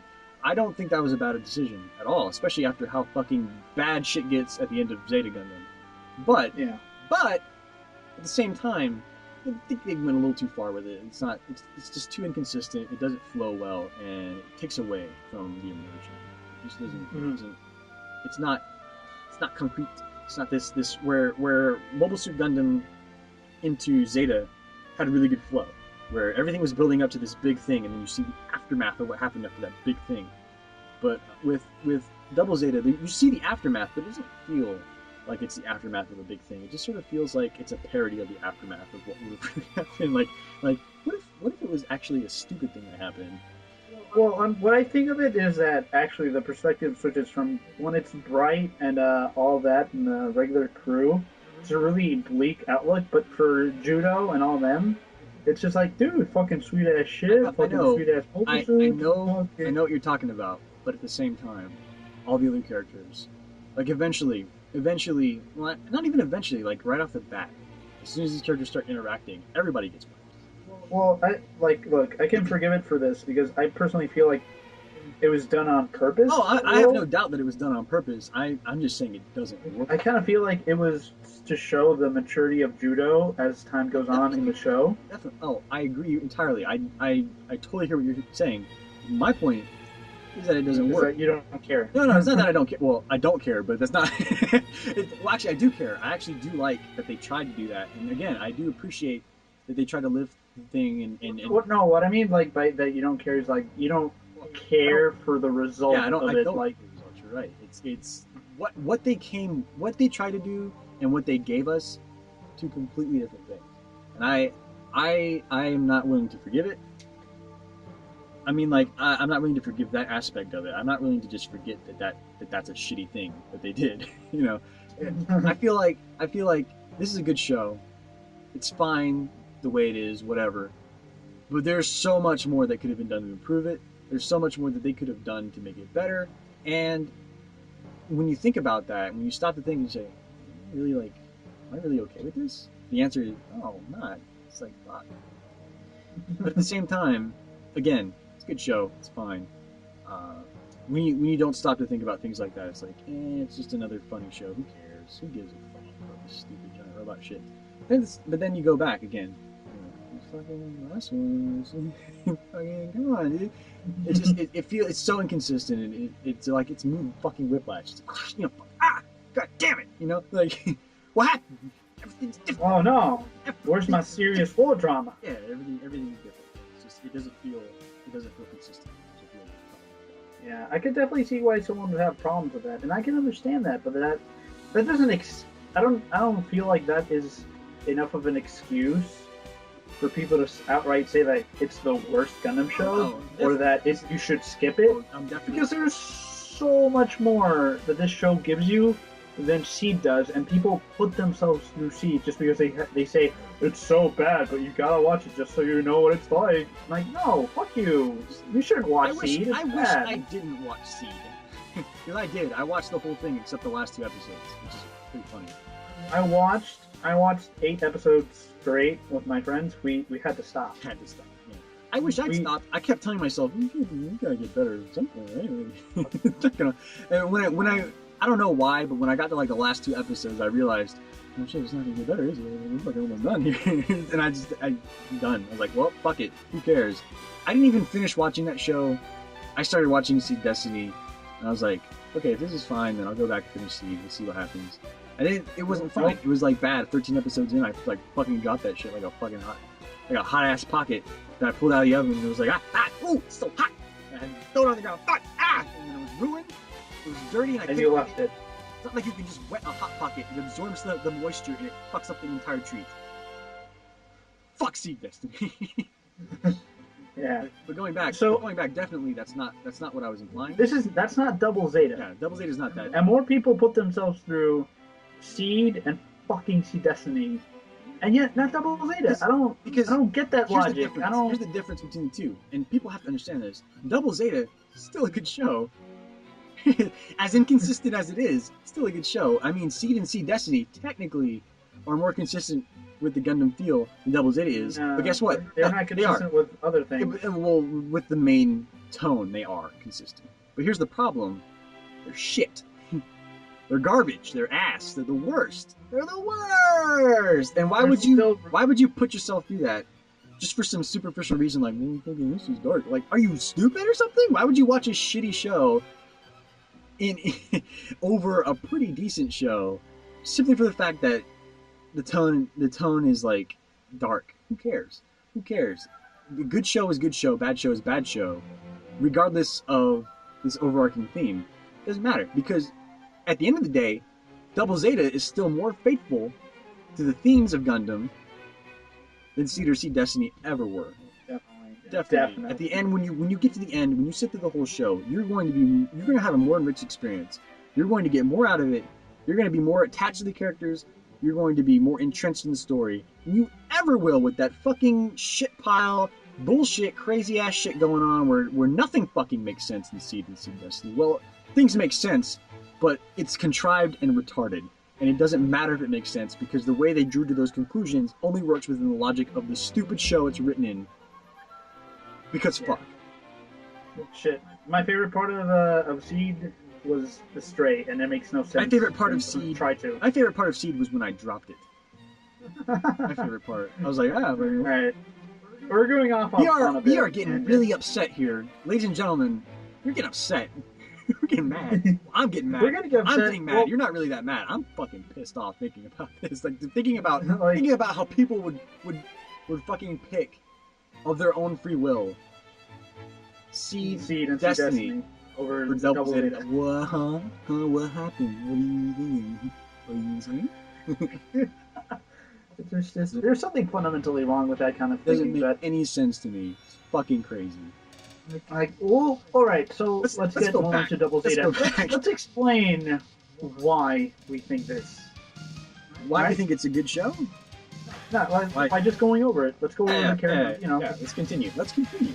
On our discussion. All right. So, your favorite characters? My favorite character, Mashimare Solo, my number one favorite character of all time in the show.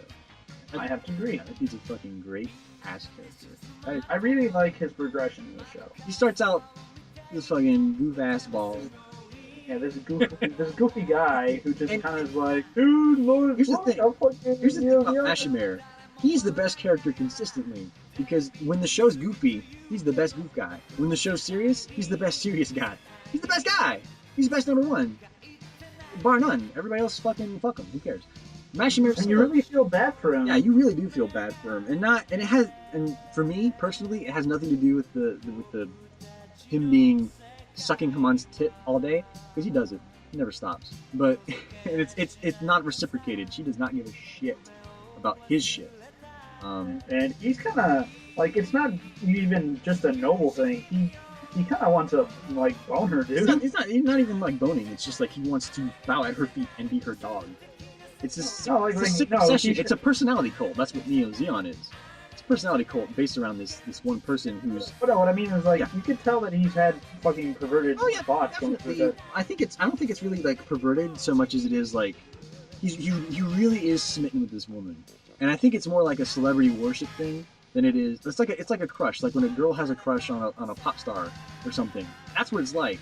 And it's kind of weird, but you know, it's understandable. He's just a teenager, isn't he? Like he was raised that way. Yeah, he was raised in this place where it's completely normal to look up to this woman in this way. You know, like everybody loves Hamon in Neo Zeon. Everybody does. I think that the reason why I feel bad for him is because he's actually a pretty decent guy. Really good.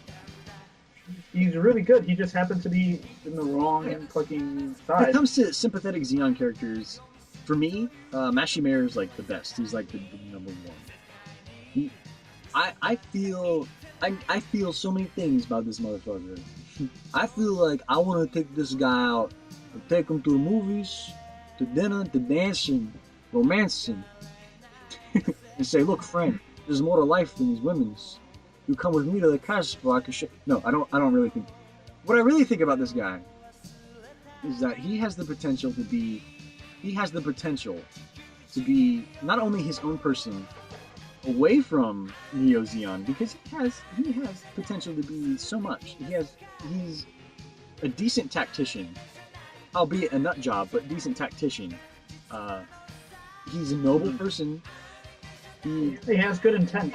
Yeah, he has good intentions. He's a noble person, and I mean legitimate nobility, not like fucking 1979 fair play. I mean, like, he's just a nice guy. He's such a nice man. He's like, I see a cripple walking the street. It's like, in a wheelchair, he's terrible. That's Mashimere, dude. He's this real empathetic dude, and he's like, when you see bad shit happen to him, it's like, oh man, come on, dude. He didn't deserve that. And that's sort of why it feels so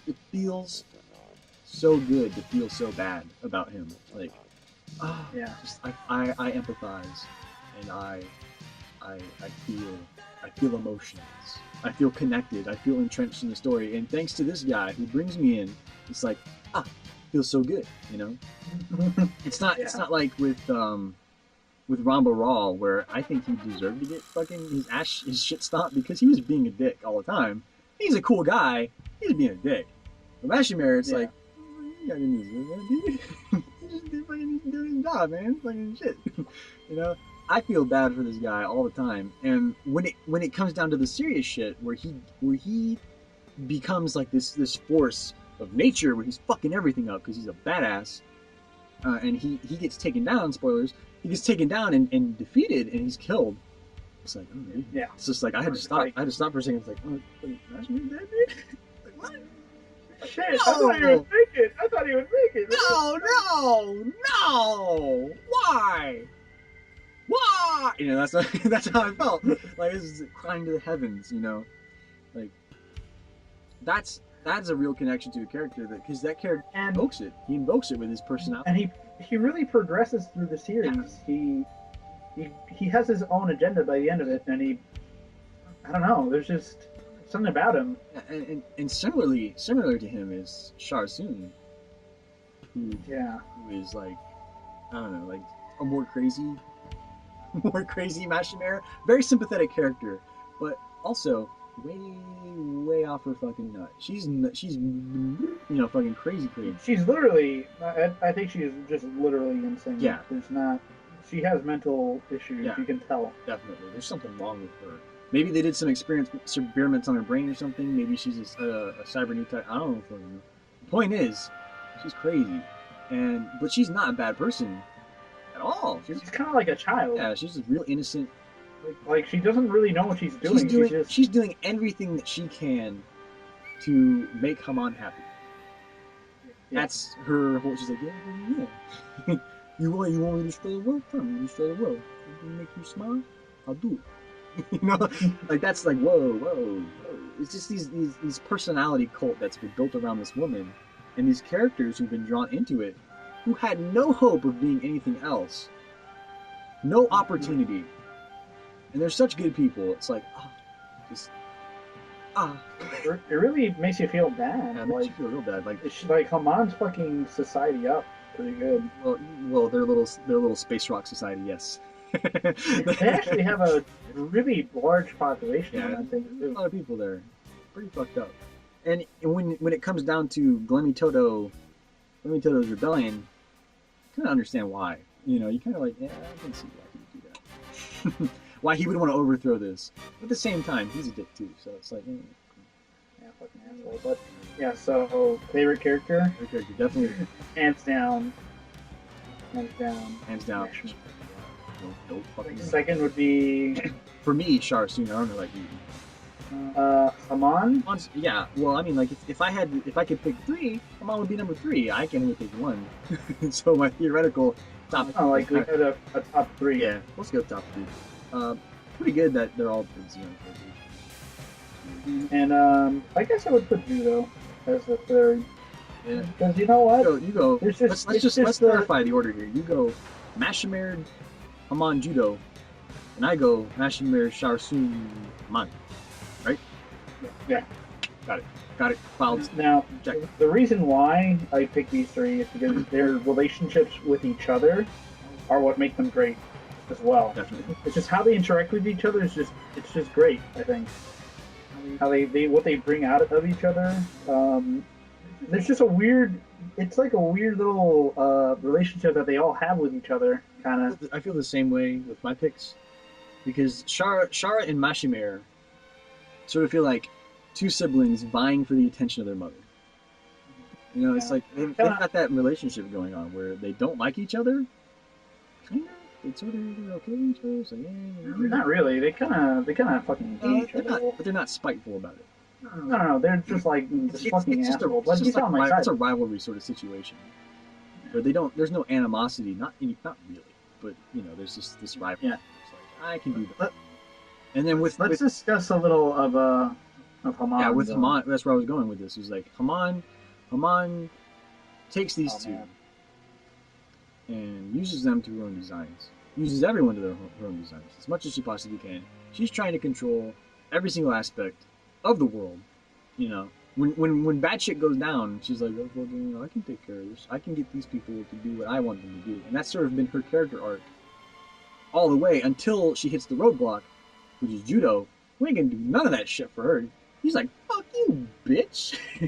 I like you, but you're fucking crazy. He's like, his sentiment is like, I don't really care if you're a good person. You're fucking with me. You know, like his sentiment is like, it doesn't matter what your stance is, what you can accomplish, what you can do. You're in my business, fucking with my shit, making life hard for me and my family and my friends. Fuck you. I ain't joining you. The way he feels about it, you know, and it's like, that's an admirable sentiment, young man. But Haman can't handle that shit. She has to control everything, and for whatever reason it is that at some point in her life probably lost control of something, hadn't, you know, where it's like, shit, dude, I can't ever let that happen again. That was the worst thing that ever happened to me. And if you want to believe shitty side story manga, which are terrible.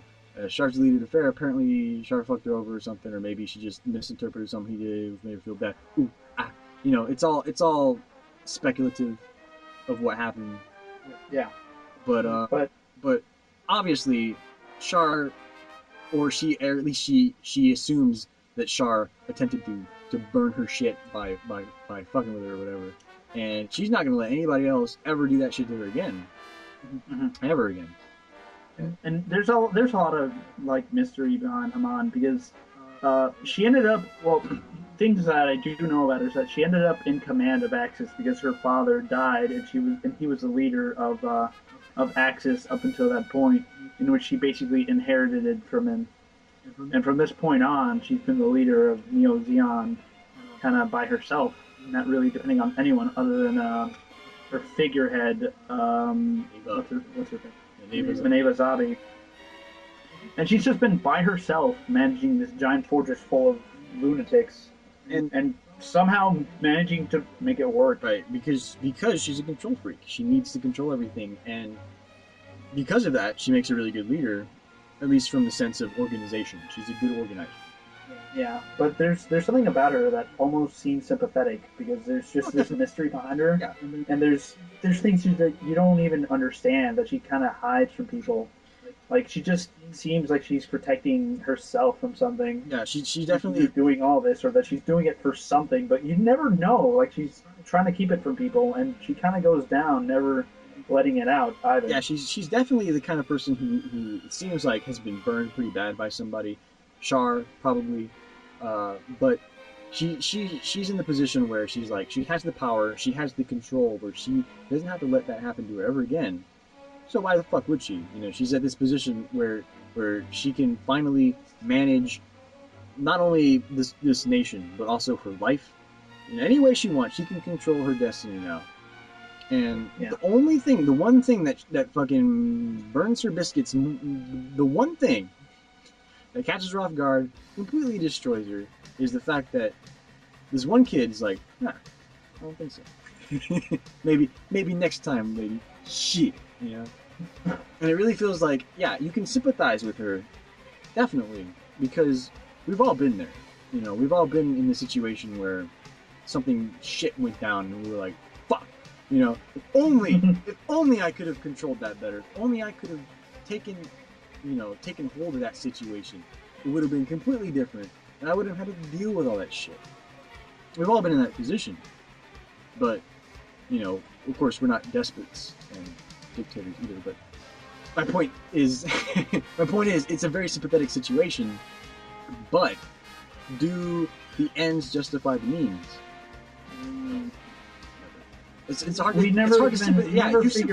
sympathize with the character, but you can never forgive the horrible things that she does, and you shouldn't, and that's the conflict. That's where it's brilliant, where it's like I wanna feel like I wanna feel bad for you. I wanna like put my arm around you and say, lady, please, it's gonna be okay.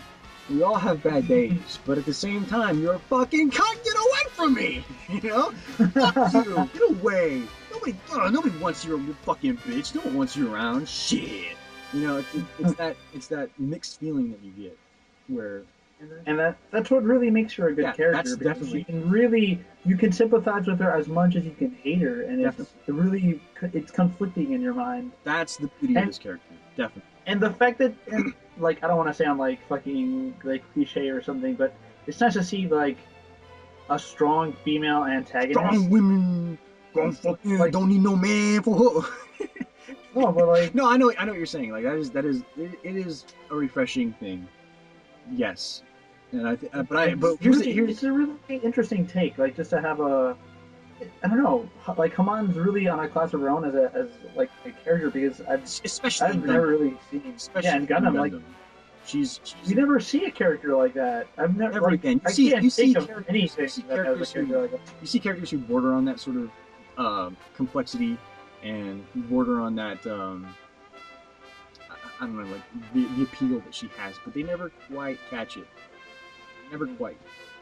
They try to. It's just never. They can't. Really, I think it might be the fact that she had 2 shows to develop, where most of these characters usually have like half a show or part of the show. They don't really. She's had a good few chunks where she can really flesh out as a villain, and you can sort of. And they don't tell you everything. Obviously not.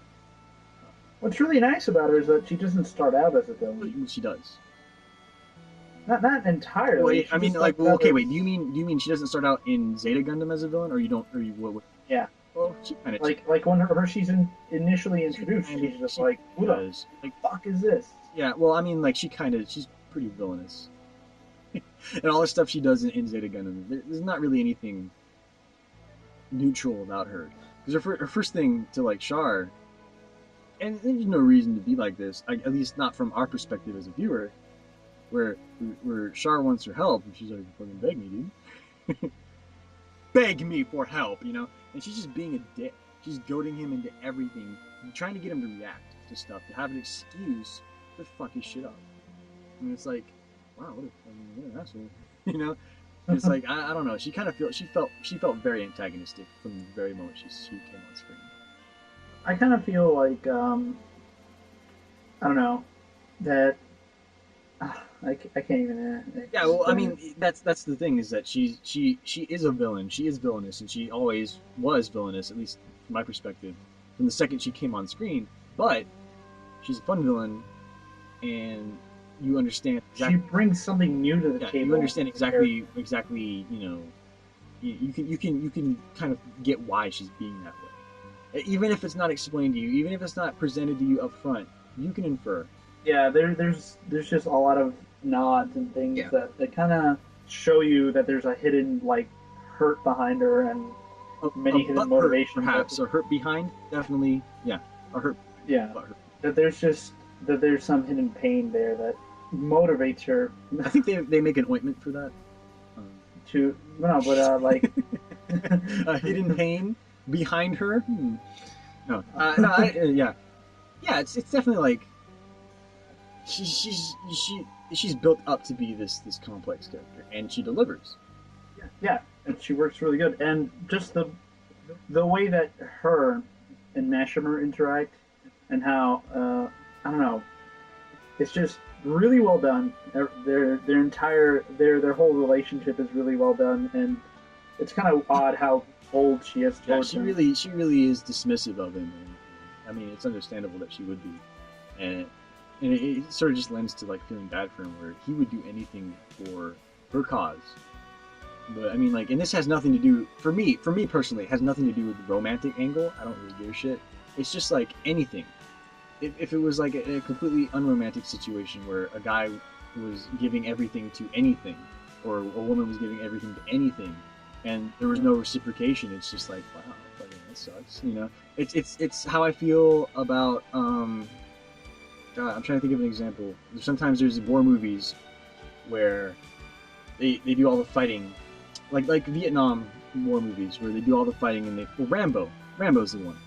Where he went to Vietnam, he did all the fighting and stuff. He comes home, he can't even get a job, and they finally snap him. It's like that sucks, dude. You did everything, you gave everything you could to this cause, and there's no reciprocation.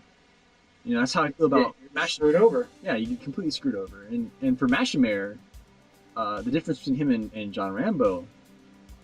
I can't believe I'm comparing Mashima to John Rambo, but the difference between Mashima and John Rambo outside of the... Oh man, this is gonna lead to something after the video. I don't even know. But the difference between Mashima and John Rambo, aside from the obvious, is that, like, he doesn't even care. Well, at least he doesn't show that he cares. He's totally on board. He's like, yeah, okay. He's like, well, it's not that he doesn't care, it's that he believes that if he does a good enough job, if he continues to give his all, she'll reciprocate. She'll at least be like, give him like a pat on the head, you do your job. You know, yeah, you did it. You know, but obviously we know from the audience perspective, he's never gonna get that, and that's why it sucks. Yeah, he's never gonna get that reciprocation. He's sucks, dude. It's just that's what it is. I really feel bad about that nigga. Feel bad about that nigga, man. He lived a hard life, son. Hard life. He lived in a space rock, and then he came to Earth and said, "I'm gonna fight. I'm gonna do it." But this is a result. As a result, this is why those characters, the way that they went out, spoilers, is very satisfying, even though it doesn't answer everything. And yeah, I don't know. For Haman, it doesn't answer anything really. Right. Not everything. It answers like nothing. But here's the thing: with a character like, well, with Haman, it kind of reinforces that idea that, you know, she can't control everything. So she just like, well, she realizes, like, I can't control this kid. Nothing I say is gonna get this kid on my side. I can't control this situation. The fuck? And she's like, well, guess I better fucking kill myself. Like, that's it. Of course, it's an extreme reaction, but it makes sense in the context of what we can infer from her psyche about, you know, how she reacts to not being able to control things, and sort of the situation she was in prior, where she controlled everything. It gets to this point where she can't control judo, no matter how hard she tries. I don't think that she loves him. That's something that people, you know, they say, oh, well, she's in love with him. It's kind of more like a weird psychological obsession. Yeah, well, it's a control freak. She's a control freak, and she can't control it, so she gives up. She feels like, oh, I failed. I can't control this kid. I can't control this situation or my life. Then what's the point in living anymore? I'm just gonna get burned again. So she killed herself. Yeah, and she took every secret, all the reasons behind everything. Right. She took all of it with her. No one ever found out. No one will probably ever know other than Char. Exactly. You can only infer. And that's what makes her great, because she still had control over that. It's a very tragic end, but it's a very satisfyingly tragic end, especially. But it makes sense, because she went out without letting anyone know, and that she at least had control over that. At least had control over that, and that's why she kind of goes down with that smug ass look, like, you didn't get this from me, kid. Boom, dead. With Mashimare, it's sort of like a similar situation, you know, emotionally for me as a viewer, where it's like, he's doing everything. He's going out, still believing that this person who doesn't really give a damn about what he does or who he is or whatever, will appreciate what he's doing right now. That he's gonna go down, you know, for a reason. There's a reason he's doing this, but really there isn't a reason he's doing this. Not from the perspective that he's looking at it like, I will be appreciated. I'll be remembered as a loyal knight to my queen, but he's not, and that sucks. That's the end he gets. He'll just be forgotten. Well, he'll be forgotten, especially since they lost the war. But Char Soon, kind of the same. I don't think Char Soon really had it as bad as Mashimare did, but she's also insane. So she just kind of went out. Yeah, I didn't really get the same kind of feelings with Char Soon's death, but I still was like, she didn't deserve to be dragged into all this and put through all that. A lot of those people, I think the whole point behind that is to not. Double Zeta, I think the whole point of the show is that you're not supposed to. Don't let yourself get dragged in. Well, here's what I feel like I can get from it is that you shouldn't let people control you, but you shouldn't try to control other people. Yes. And again, it harkens back to the Destiny theme, where in Mobile Suit Gundam it was all about bad things happen, deal with it. You know, there's good things that happen too. In Zeta Gundam, it was like, you know, it was this whole other situation where you have to work hard if you want good things to happen. It's not good things will happen to you, but only if you really try hard. And in this one, it's like if you try too hard. Hold on a second. If you try too hard, where you try to control everything, or you fall into this situation where you're being controlled, and where you just completely give your loyalty without any thought, right? And no thought behind it. Because Mashimare is trying to get good things to happen for him. He is trying his hardest, but he's being controlled while he does it. And Haman is trying she's trying to gain her happiness through control. Neither of them get what they want because they tried too hard. Yeah. One of them's trying too hard to please somebody. The other one's trying too hard to please himself. And in the end, fuck him. You know, that's what happens. It sucks.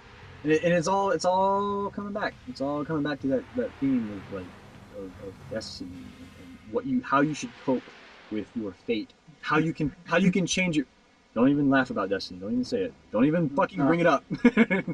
Look, I just imagined immediately Gundams. Amuro, we all have to deal with destiny. Oh shit! That fucking image background, so good. But but no, it all comes back to how you should deal with your fate. There are things you can do to control it, but at the same time, some things are just going to happen. It's all about mediation. It's all about dealing with it, and it's never a happy thing. Because at the end, Judo, he's got bad feels. He gets good feels too. You know, it's like he was the prime example. He did everything he could to control his fate, but he did not abuse people to do it, and he did not consider himself above other people to do it. He was always being generally a good person, and you know, while he suffered and he lost a lot of friends, well, not a lot, but he lost some friends. You know, at the end, his sister was fucking fine. She's like, oh shit, good thing happened. Hey. You know, good thing happened. Well, you know, you work hard. You don't stop believing. Hold on to those dreams, and you know. He did it, you know. Fucking good end. He got a good end, you know. Pretty as good as it can get, you know, in this situation. Yeah, in comparison to Camille. Well, Camille. I don't know. Camille got a good end. Camille pretty much was all about. He pretty much sacrificed himself for the good of others. And it came back. He gave up a lot for a good cause, and it came back to where now he can live a life of peace. Fine, he's fine. He's fine now. Well, as far as we know, he's fine. He might be a little bit still kind of weird, but you know, he's generally he's fine. He's not a vegetable. Favorite mobile suits. Favorite mobile suits? I can't choose. All of them. Like them all. All right. Bawu. Can we go like all right? Like let's just talk about ones that we like. Then let's not even worry about it. Let's just talk about stuff. All right, I would definitely have to say that I think that GM3 is probably one of my favorites. And GM3 is up there on the list. It's definitely. It's a very basic suit, but it does what it does good. You know, it's the next in line where the GM2 took everything the GM1 had and emphasized it, and worked around it. The GM3 takes everything that those last two models had, improves it, and then adds more things that weren't even there before, you couldn't possibly dreamed of. Wow, what's happening, dude? All this new stuff. Too bad the GM3 doesn't show. Yeah, it's a shame, but you know what? It's just there for you.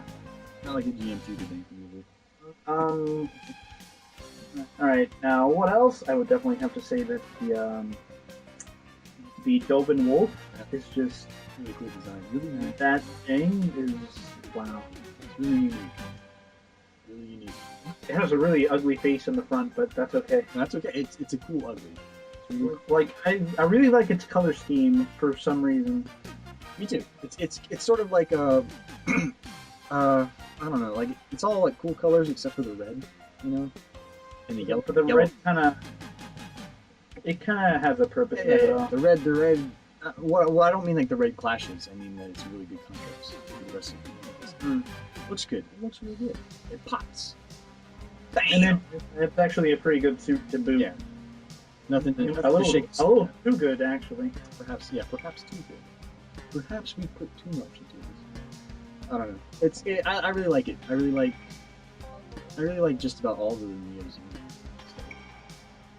And I think I like it. I like it all. It's all good. Yeah. We can go into specifics all day, but I mean, I know you're with me on this, right? Like, is there anything in there you don't like? Anything I don't like? Well, maybe. I'm not you. For me, though, it's no. No. Even the dinky ass not mobile suit that you know, the thing that they find in Moon looks pretty neat. Yeah, that thing. Oh shit! I forgot all about that actually. No, I don't hate it though. It's cool. And then they have those ones that they have in the junkyard. Those look cool too, even if they have fucking. There's so much unique shit going on here. That it's like you didn't even fucking know they had worker mobile suits like that. Not like that, no. Fucking crazy ass looking thing. Everything's so cool. The aesthetic is so good. It's the double Zeta Gundam, probably one of the weaker ones, but still good. Actually, no. I again, like I went before, saying that I like Judo. Yeah. With the double Zeta, I think it's more like the personality behind it. Oh yeah. Like, I mean, like kind of like what it personifies. It's bombastic. It's just there's something really cool about it in a really lame way, and I love it. It's a real like how to say this. It's the design looks dumb, but it's the cool kind of dumb, you know. Where it's kind of what it represents and cheesy. How it's used. It's really cheesy, but it's some good cheese, man. I like my cheese. Like, that's some fine fucking mozzarella. Can't have too much cheese though. You're constipated. So be careful. That's why we even it out with the GM3. It's actually a nice continuation to the Zeta. I have to say. Yeah, it goes in like a completely different direction, and that's fine. It's like, But it feels like while it does go in a different there's- direction, it still feels like it continues. yeah, there's parts of the double Zeta which look like, you know, they took this idea from the Zeta. It doesn't look out of place next to it. Yeah, they look like they belong together, and they do. They're bros for life. It's pretty good. Yeah, there's not much else in Gundam that kind of gives me that feeling that the double Zeta does. It's this feeling of power and extreme awesome. Yeah, Where when you see this motherfucker show up, you know, shit's about to go down, dude. you might as well just go away. Might as well just give up now, bro. And is there any design I don't like? I can't say that. I mean, the one I dislike the most would be the Gazon, I guess. I really like that one. That's where dislike we it. differ. That's where we differ. You don't like it that much. I feel that. The Gazon just doesn't do much for me, but I still like it. Oh yeah, totally. Like I understand, because looking at it, it's a really different sort of look. But the thing I really like about the Gazon and kind of like the shape and the structure of the body, where it takes from the Gaza Sea and the Gaza family in general, and sort of just makes it more solid. It looks like it's gonna break after a few Yeah. transformations. It looks real good. And then also going into the future, we see the Gira Doga. Mhm. Looks a lot like it. No, Izabuchi, you can tell that he does things on purpose. Yeah, like that. well, maybe. I maybe. mean, no, look, So maybe the Gazon does have some sort of connection to. it's entirely possible. Maybe it doesn't. No. I fucking know. Maybe it's just his boots being a cool guy, being the king. We're probably gonna like. I want to just wank on Izabuchi right now, but we should probably wait. We'll Sharks do it Counterattack. one day. Oh, that's That's will have all to feel- Izabuchi all the time. In fact, Oh man, I kind of feel like we should just talk about it now. I don't know, man. Like- I think it's worth its own episode. I don't. I personally feel like I it feel is. like it's worth being part of this big episode because it's the end of this overarching story. I feel like we need to wrap this up with Sharks Counterattack. Man, but I kind of want to talk about it for a while. Well, man. we can. Fine. Let's do it right now. Let's go. Maybe you can split the video. Well, maybe, or we can just leave it and people can come back if they can't watch all of it. Fucking bookmark. Who cares? All right, Fuck them. okay, let's do it. Let's talk about Sharks Counterattack. Oh man, Sharks Counterattack is... I've watched this Sharks Counterattack- so many times. Yeah, me- It's not I've seen even. it like 6 times. I watched it just recently again because a friend of mine was just like, "Dude, I want to watch it again." And I was like, "Okay." The thing is that Sharks Counterattack is different from these other 3 things that we talked about in that it's just one movie. It's very short in comparison. You can go back to this a million times, but it has the same feel, the same sort of quality feel that the other 3 do have. So it's like if you get the itch to watch some Gundam and you really like these other 3 series, well, may as well just watch Sharks Counterattack or the MSG compilation movies or something. You know, there's one thing I gotta say. I know, like, I can see why someone can dislike it, Oh, yeah. but I can't see how someone can not get it. That's basically how I feel. Like there's nothing to get really. Like I mean, it is probably the most upfront about its themes of all these things we talked about. But there's also, like, they even explain new types. They Like, kinda- people yeah. ask so many things about new types, but they straight out say They it give a lot as much of an explanation as they can give without without being giving totally, without being metachlorian yeah, count about it. without being midichlorian count exactly, which is what Unicorn apparently is going to do. I don't know. That sounds. I don't care. I dropped that show already. Done with it. Don't ask me about No. it. We'll talk about Unicorn someday. Sharks Counterattack has it just ends the story. The theming comes to a close. Everything after this by Tomino is while it still holds the same general themes, it is disconnected, and as it should be. There's another complaint I can make about it. Yeah. There's one last thing, and this is the only thing I can really complain about, other than like quests and all that. But that's not really. It's not really bad. That's how she is. Yeah, that's not. We'll get it. It feels like it drops you in the mid. Like it feels like they should have had 2 movies. Like, yeah, 2 movies. Or 3 even maybe, because it feels like there's so much. No, but yeah, I know what you mean. Like 2 movies is good enough. Like it feels like there's like we missed like just a whole an hour of stuff before. But well, here's how I feel about it. Like I think they could have done 3 movies if they had, because there's more you can add to it than what obviously just needs to be added. And when it comes to something like this feels like it could have been its own TV series worth of thing.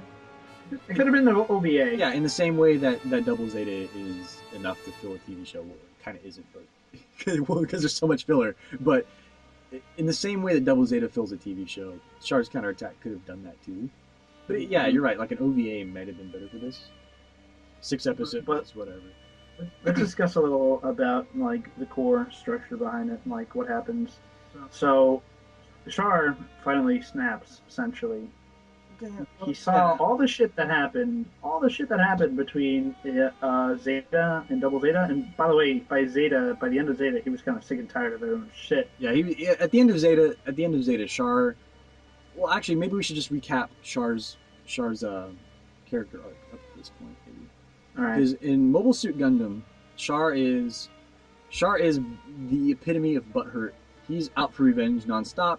He was raised. It's not really his fault. I think that it's not his fault. He was raised like that. He was raised to be this sort of zombie killing assassin, sort of. So he's a child. He was a child soldier. Pretty much, yeah. And he comes in and he's like, all right, fucking let's do it. And he fucks shit up. Because we didn't really. I mean, let's be fair. We didn't really talk about Char on our Mobile Suit Gundam episodes. Let's kind of go back to it. I think that this is the movie that. This is all about them, really. So Char gets his revenge, sort of. It's like a hollow victory. He's like, oh, I'm really good at this. Like, all right, I did it. He did it. He does it, and when it comes to Zeta, you can tell like he didn't get anything out of it. He's still. He even talks down on himself for even wanting to do it in the first place. He's like, well, that guy's life is pretty ruined. He's talking theoretically about Char Aznavour. He's like, well, that guy's a fucking idiot. He recognizes that he's a fool, and that he lives for nothing but petty things and combat and revenge, and he can't really live for anything else because he's pretty ruined as a human being. And he just tried. He tried too hard. He tried very, very hard to get something that he didn't even need. And then he tried too hard to get things that he couldn't possibly get. Right. Or things that weren't entirely there. Realistic. Like, he was too much of an idealist, too much of a perfectionist, and if one thing goes wrong, he just loses his mind. He just can't handle it. Yeah. In Zeta Gundam, he's thrust back into a position of authority that he is totally trying not to get into. He wants nothing to do with his legacy, his father's legacy. Well, whereas at the end of Mobile Suit Gundam, he was kind of like, we can work with this, right? Like, guys, we can, that can, right? But, you can tell that after 7 years of no progress, he's kind of like, okay, I'm so done with this. I don't want to hear anything about it. I'll fight for it, but I don't want to be at the forefront. Yeah. I mean, because what's he going to do but fight? That's all he can. He doesn't know anything else. Really. This isn't the kind of guy who can go and live a peaceful life. He can't go home and be a family man. It's not him. He doesn't have any other talents, really.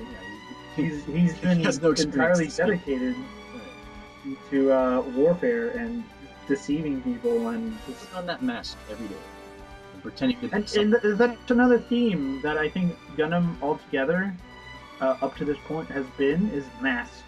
Well, when it comes to Char, yes. But even other characters like Haman always hiding behind like her authoritative look. She's actually very much a scared person on the inside. Yeah, Scirocco hiding his ulterior motives. Everyone is just like everybody's hiding like that in general veils. Everybody always has things that they don't want other people to know. But with Char, it's definitely like a main up front. Char isn't even himself. He has no real personality. At least not. He's always putting on a front, pretending to be something he's not. And he's always been that way ever since he was a child. And it's gonna be that way up until Char's counterattack, where his true feelings come out, where he finally starts. And even acting on his... even then, he still. No, I mean right at the guy. I mean right at the end, where he shows exactly who he is. But what I mean is that, even through this, like, I mean, up until the end, he still had that mask. Right, that's what I mean. Is that he's still not? He's not really Char. No, he's not Char. His name's not Char. He's not. Well, he's not Char, and he's no longer Caswell Rendaikun. He's become someone completely different. He's kind of a nobody. Nobody knows who that person is because he's never shown anybody. At least not until the very end, where he lets all his pettiness and his selfishness come to the surface. Where he said, "This is who I am. I'm this bitter, angry person." You know. Yeah. And he and Amro's just like, "Oh shit, dude, like, really?" You know. But it all comes to a head. He goes missing. He's gone for all of Double Zeta, and I don't know if that was always the plan. It probably wasn't. He's probably supposed to show up at some point. What I think happened is that they needed him in Char's counterattack as they were. Well, I'm pretty sure the problem was that in the course of writing Double Zeta, they had to also write Char's counterattack, and there couldn't be. So they had to make sure that they don't do anything that contradicts what might happen. There couldn't be any conflicting points.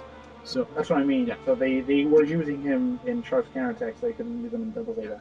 And that's probably the same reason why Amuro never showed up either.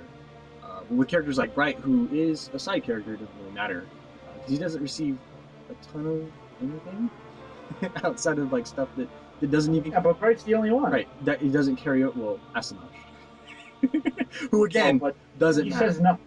He literally says nothing. Well, he says a couple things. No, like what I mean is like he says nothing of importance. Exactly.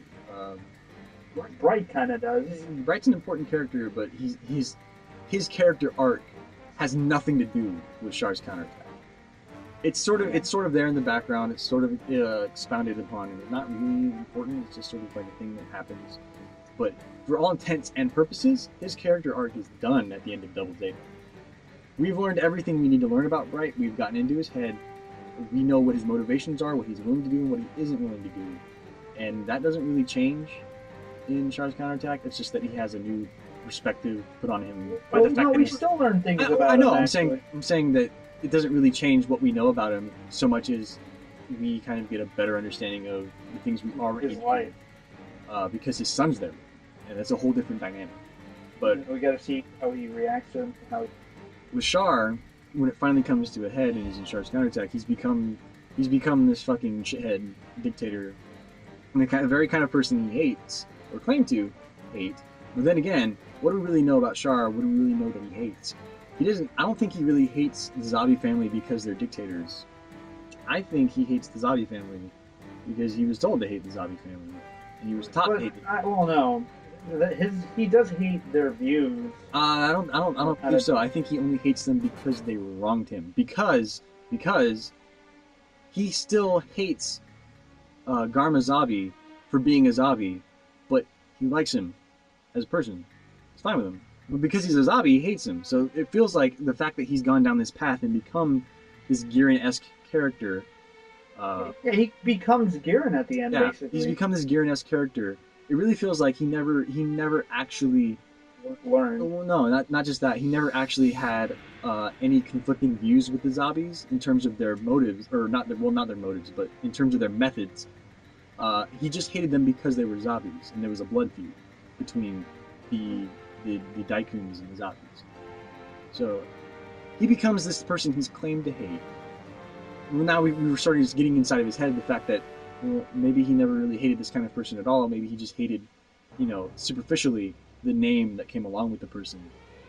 Mm-hmm. And so he's become this fucking person, this shithead.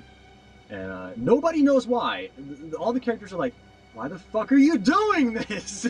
Amuro, especially, totally confused. Like, dude, we fucking worked together. We worked together. We shared scotch. Bro. We had a drink. We were bros. But you threw it all away, bro. You threw it all away for what? For this? What's this? And Char basically puts it out there, like, without saying it, without even saying it. He has this feel about him, like, you think you know me? You don't know anything about me, Why? Who would? because he's never shown anybody who he is.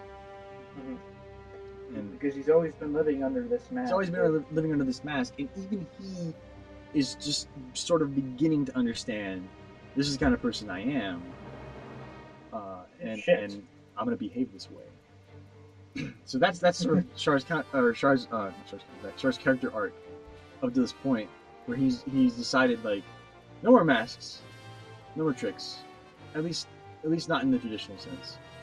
I'm coming out. I'm saying even though he does. Yeah, he does. He does still. He's still hiding things, obviously, but he's being sincere in that he's doing what he wants to do now, not just what he feels like he has to do. Now he's doing something he wants to do. I kind of feel like the reason that he is actually trying to, like, a lot of people say that the only reason he's doing it is to get back at Amuro, but no.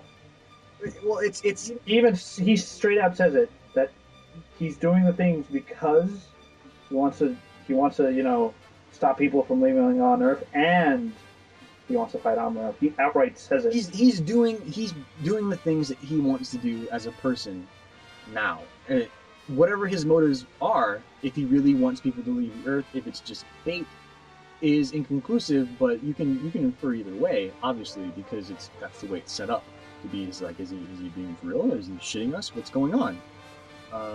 You can go either way on that. I think. Like, I don't know. Like, I personally don't think he's being sincere about that part at all. I think it really is just this greedy, selfish need to prove once and for all, I'm better than this guy, and he took something from me, and I'm going to take everything from him, is what it feels like to me. And it's this real selfish attitude that he's shown a selfish attitude before all the time, but never to this extent. Never has he been this guy, this feels like this is the real Char Aznable underneath this patriotic bravado he's putting up to rally people to his cause. It's really just this sniveling little dickhead just being an asshole trying to get this petty revenge, and that feels like that's who this guy actually is deep down, and it's kind of sad. So one thing I want to say is that when people say that he had a character 360, I think that they were all being fooled by one of his masks. They're being fooled by the thing that the characters in the universe are being fooled by, this front he's been putting up, that even he might not have realized he was putting up a front. He might have felt like he was being sincere about certain things, but never was he attempting to fight for something that he believed in himself or that he personally wanted. He always was doing something because he was told to, because he was led to, and never for his own personal gain. And that's why when he kills the zombies, it's like this empty sort of victory where he gets nothing out of it. He's left a drifter in Zeta Gundam, trying to find something else to fight. He kind of realized that there was no... Why the fuck did I dedicate my entire life to nothing? To absolutely nothing. Exactly.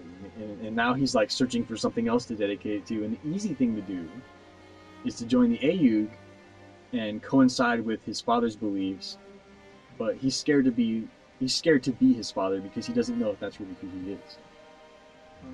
He doesn't want to be that person. He doesn't know if he should be that person. So he doesn't know if he can be. Right. He's going back to following other people's examples and doing what they tell him to do, what they tell him he should be, because that's all he's ever done. From Jimbo Raw. It's really tragic because I kind of feel like it's not really his fault. It's just the people who are leading him to this. I mean, Jimbo Raw, for all we know about him, which is very little, is kind of like an asshole because he's training this kid to be an asshole. But at the same time, you can kind of see how his outlook would be like, okay, this kid deserves a chance at revenge. He needs the tools to do it. So I can give it to him. I can give him everything he needs. Zeon Daikun was my friend. These children were his children. I want revenge. I can't do it, but they can, and they deserve to have revenge for the loss of their father, the loss of their lives. And so for something like that, it's like Jimbo Raw could be like this sinister guy, but he could also just be sort of like a misguided fool. Much like Plzkthnx, who we know for a fact is a good man. but is also leading Char to do things that Char isn't exactly sure he wants to do or doesn't know if he can do. But he's doing it because he knows that Char has what he should do. Yeah, Char has the potential to do this thing, this good thing. And so he influences him to say, you have to. I'm dying, you must. And so Char's like, well, yes, I must. And he does. But it, like everything else, leaves him empty because, again, it's a path that was chosen for him, not one that he chose himself. And finally... Yeah, he's a person that doesn't like being forced into doing things. He doesn't like it. He's very childish. Yeah, he doesn't like to be forced into things. He doesn't like to take responsibility. But at the same time, he does it anyway because he has no idea what else to do. He has to do this thing because there's nothing else for him. He feels like, you know, if I don't do this, do I really have a purpose? Yeah. And when finally in Char's counterattack, he's doing things because he wants to do them. Because at this point, it's like, I'm pushing humanity forward. Fuck everyone. I'm fighting Amuro. I'm gonna kick his ass. I'm gonna beat him, and it's gonna be a decision I made to do. And I'm gonna beat him out of my own ability. He's gonna be equal to me. Everything's gonna be the same. I'm gonna win, and that's how I'm gonna prove that I am Char Aznable and I can do the fuck I want. And it's sort of like this real butthurt, angry obsession with grasping at your own authority as a person. And he kind of uses Amuro as just. He doesn't. I don't think he even hates Amuro. No, he doesn't. Really. He's just using him as a benchmark of, because Amuro, scapegoat. Yeah, Amuro is, compared to Char, while Amuro is forced into a lot of things that he doesn't want to do, he takes it in stride and not in a way that lets it define him. Sure, he's the Gundam pilot, and for a while that was like his defining thing. Like, okay, I'm the Gundam pilot. It's not gonna be. I am the best pilot for Gundam. Yeah, exactly. And in Zeta Gundam, where it's like, so how come you guys didn't let me pilot the Gundam? We had this. Well, he didn't have that. That was Plzkthnx that did that. Why don't you let Amuro do it? And it was like at that point where Amuro was like, you know what? I'm more than just the Gundam pilot. I'm okay. It's fine. I don't have to have it. Where he had these conflicting feelings where he wanted it, but at the same time he was like, but it doesn't really matter if I have it or not. I'm more than that. It's just a fucking Amuro has grown to be a person who can make his own decisions and choose his own path in life to forge his own fate and destiny. Whereas Char, at that point, couldn't. He just couldn't. He didn't have the ability to. He couldn't forge his own fate. He couldn't make his own decisions. And he's envious, and he wants to prove that he's better than Amuro. He's better than Amuro by making his own decision to beat him by whatever means necessary. In an equal stage, in an equal arena of combat, to say, hey, check it out, I'm the pimp, I'm the king. Yeah, and even then, Amuro literally pulls a miracle and shows everyone that you can forge your own destiny. People telling, well, that's something too. That's even if fate itself and every odd is against you. You really, really believe that you can change something. It's possible. If you really fight for it, you can. You can. It's possible for you too. Maybe you won't. Maybe you will. Although it'll be a great sacrifice. Yeah. Again, it's a bittersweet. He's going full circle right back to Mobile Suit Gundam with that bittersweet feeling. Like Amuro made the decision. He'd already beaten Char. As far as Char's concerned, the fight's over. But he's still like gloating, like, yeah, you beat me, sure, but check it out, dude. Look over there.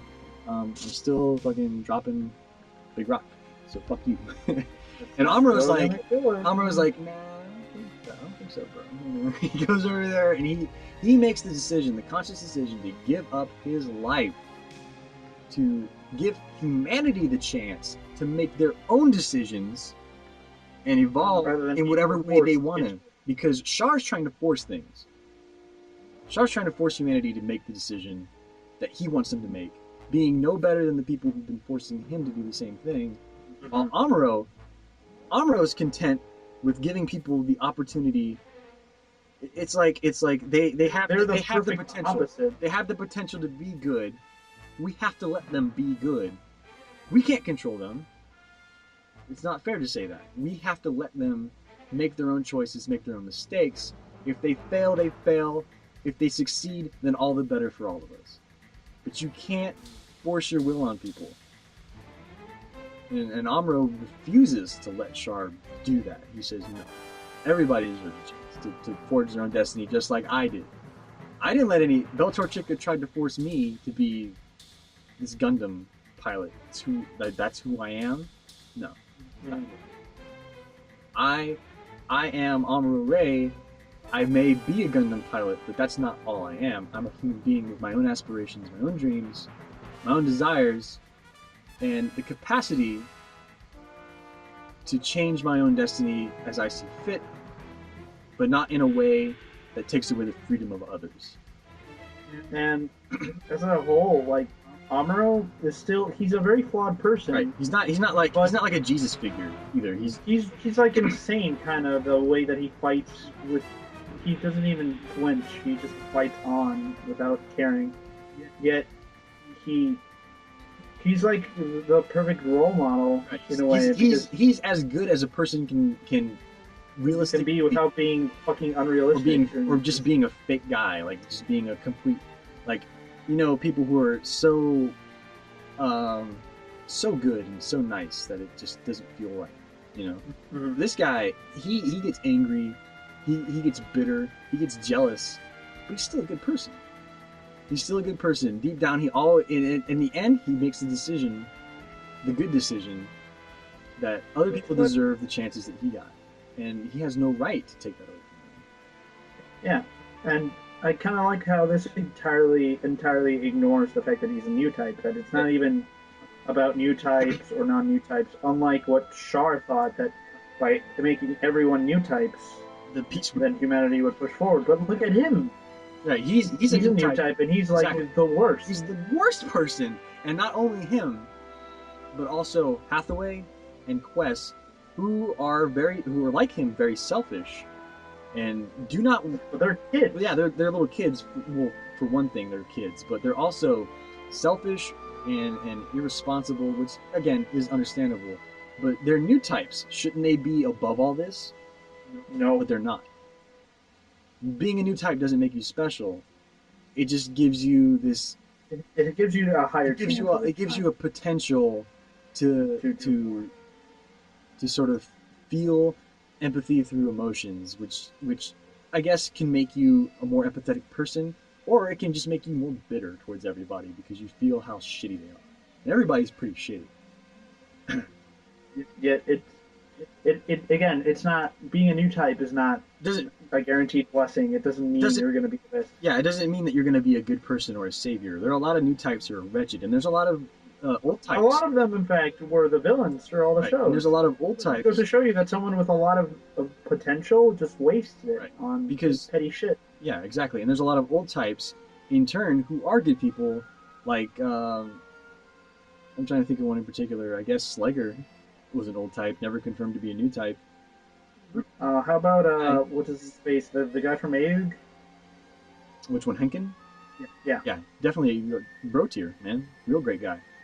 I don't know, like Chan, I guess, isn't a new type. I don't know.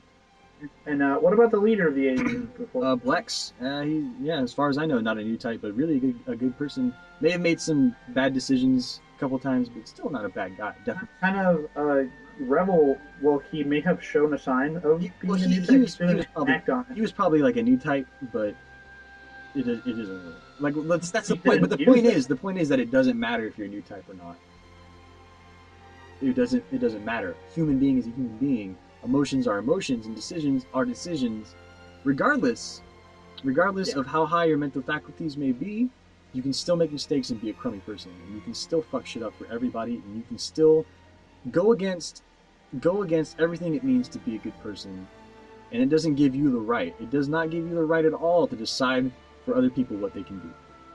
At all. Yeah, and that, I think, is the general theme of Gundam as a whole. It's just, up until that point, it's like this big overarching theme that is part of every Gundam entry up until that point. And while Mobile Suit Gundam may have not been building towards this, they did a really good job of taking what Mobile Suit Gundam built for itself in its own enclosed sort of story, and branching off of it with Zeta Gundam, and creating like this theme that carries on through all the series into this final movie, where where shit comes to a head, and all these decisions and all these lessons that have been learned or ignored become relevant, entirely relevant. And it all comes to the final conflict, and you know, and not even like, I don't mean like the final conflict as in this battle. I mean like the final conflict of ideology, morality, just everything different about these two people that makes them who they are. And we finally learn who Shar is. He's this petulant guy who's only out for self-satisfaction, and not his fault. No, it isn't. But he still has the ability to learn. He still is who he is, and he's still making the wrong decisions. He's still being this horrible person. He hasn't learned anything. He hasn't taken any of the lessons that have been put right in front of his face. He just refuses and refuses and refuses to change as a person for the better. Whereas Amuro changed.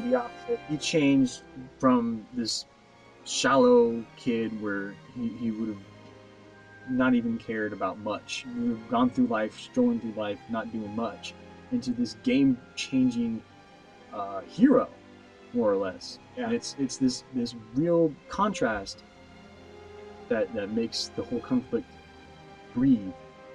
I kind of like how Amuro is, again, like I mentioned before, he's not a perfect person. He's very flawed, and that's what makes him interesting, because that's what makes you root for him. Yeah. You don't root for Beowulf, like an epic hero like who's perfect in every way. You root for, like, you don't root for Jesus Yamato.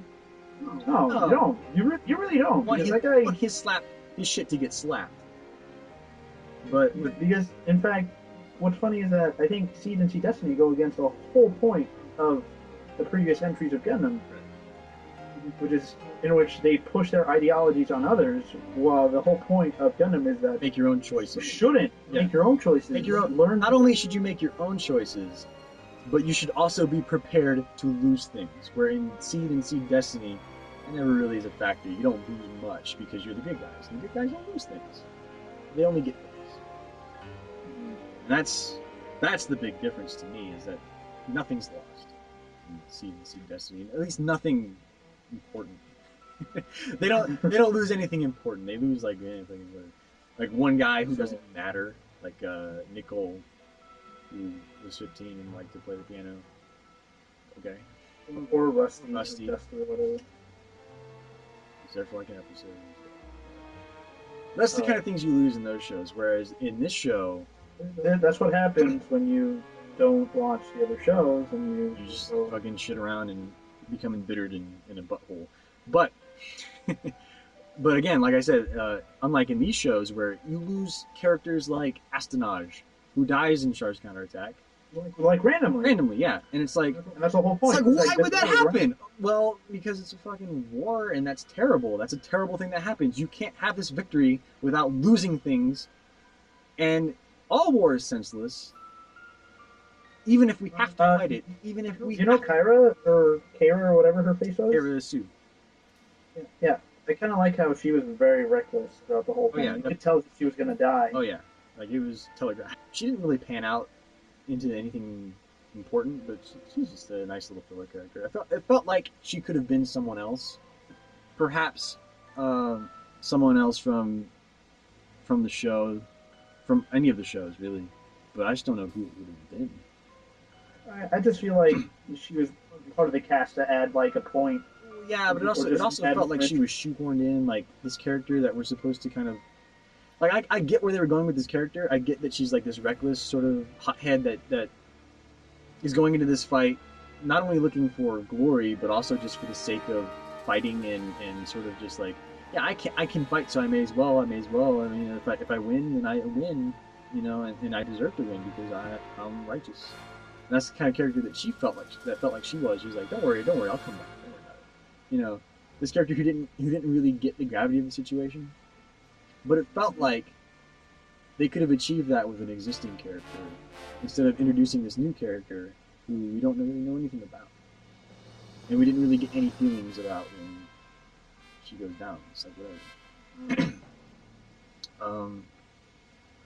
And that's something else that I kind of wanted to bring up is with all these new characters introduced into Char's counterattack, it really kind of like feels like that's one of the biggest problems with it, was that these characters didn't have room to be fleshed out, and they tried to flesh them out. They believe me, they tried, but there's way too many things going on in Char's camp. Like, it feels like there's a span of a week that happens in Char's camp, and it's only like, and there's 3 separate battles in it that are all different times. It's really cluttered and hard to sort of follow the chronology of it, and it's hard to know where you are sometimes. But because when Amuro was flying off to the moon, I totally got lost on when this was taking place. I had no idea what was going on. Like that was the one part where I got lost. I was like, "The fuck's going on, dude? It's flying to the moon." Yeah, it turns out they were on Lentinian.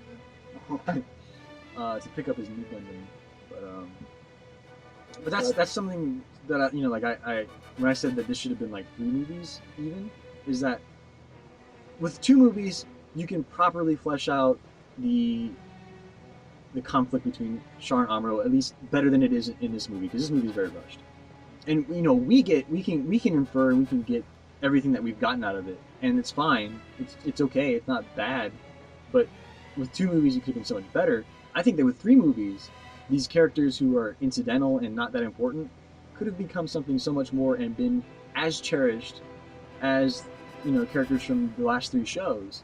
Where we could have gotten to know Kirisu or Yune or Quest and Hathaway a little bit better, and been able to sympathize with why especially Quest and Hathaway are little shitheads that we hate, the same way that we, well, at least some of us, can understand why Rekoa and Kats are the way they are, and have to be that way for the sake of the narrative, and aren't irrational within the logic of their own means. They're not. They make sense based on their own logic and views. They're not random, but these characters feel it because there's nothing behind them to propel them forward into this narrative. It's just they feel it, and they stagnate the entire time. And I think with 3 movies, not only would you get a better narrative surrounding the main focus of the story, Char and Amuro, and the conflict that's going on between them, between their ideologies, but you can also get the superficial satisfaction of building these new characters and getting something out of them other than, just they're shitheads. Who fucking cares what they do? Because that's really what I feel. I don't know about you. Yeah, because there's characters like Yune and Chan are probably the best of the new editions. Yune and Chan. Yeah, Yune, you can feel a lot of characterization. You can get a lot of backstory. There's not much to them that they show. I kind of really like Chan. Yeah, by the way. Chan's real good. She's real good. I have no problems with her. I think she actually may be one of the better fleshed out characters in this movie, like bar none. The rest of them fuck them. But Chan's like, yeah, all right, I get where she's coming from. It's just I feel like she came out of nowhere though. But if they had 3 movies, then it could have. But there's way too much circumstance, and right. We all know that. No, we all know why it's not. But I'm just saying, if it was, it would have been so much fucking more bad. I kind of have to give kudos to Tomino for being able to pull any of this off, given all the horrible problems that they gave him trying to do what he wanted. Yeah. It's entire characters aren't there that were supposed to be there, and many times and all that. It's just. It's kind of like the inability to include Sayla in any of this, while it may have been a something that was out of the hands of the crew, or it may not have been. I don't know. I mean, we all know the story about why and whatever. Safari, who cares? The fact is, they weren't able to include this important character, and the narrative suffers. It really does suffer for it. Without Sayla Mass, someone so important to Char and so close to him, I mean, you can come to the conclusion that she's just given up on him and doesn't care what the fuck he does at this point, because that would make sense, because that's kind of how it is at the end of Mobile Suit Gundam, where it's like, it's over, it's over, fine. Since that point, she's just been. Yeah, but even still, you think that the fact that Amuro's involved, someone that she still cares about, would bring her out of the woodwork, at least for something, you know, Zeta double. Well, she comes out of the woodwork in double Zeta, but not for anything. Not for anything that didn't feel like what, you know. that was kind of a weird thing. I don't know what that was all about, but for something important, you know, it feels like she should have come out of the woodwork and been a player, you know. But Yeah. the circumstances are there, and it is what it is. So, Shimille, Yeah. as a whole, would you recommend Zeta, double Zeta, and Charge Counterattack? Absolutely, especially if you liked Mobile Suit Gundam, and you want to kind of round off the entire series, then getting all these shows together is the best way to do that. And even if after this you're like, I never want to watch another Gundam show again, well, that's okay, because you pretty much hit the jackpot, baby. You got a good narrative here that you can maybe pick something up out of or not. I don't know. I mean, there's other stuff out there that is arguably better than some of these shows.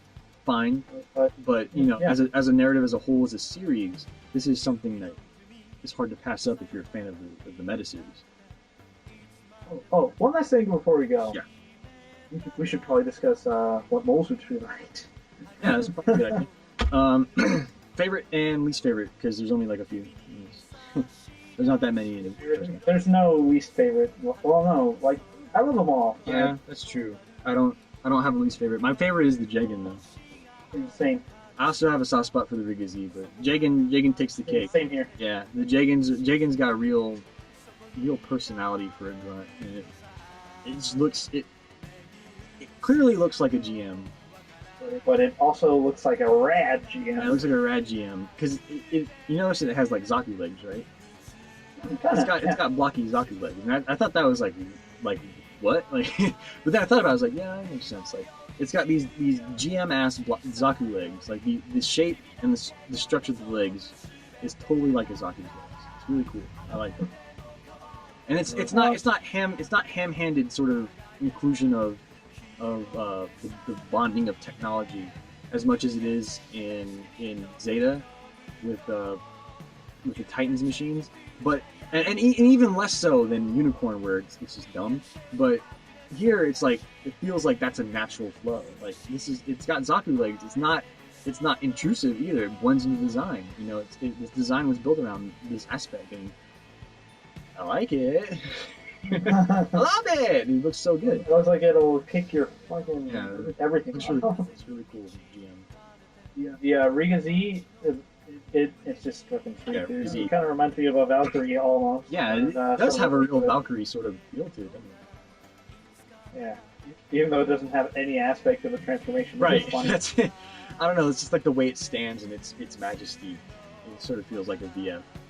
Not so much the transformation or anything like that. Just the way it carries itself. If that makes any sense to anybody. Yeah.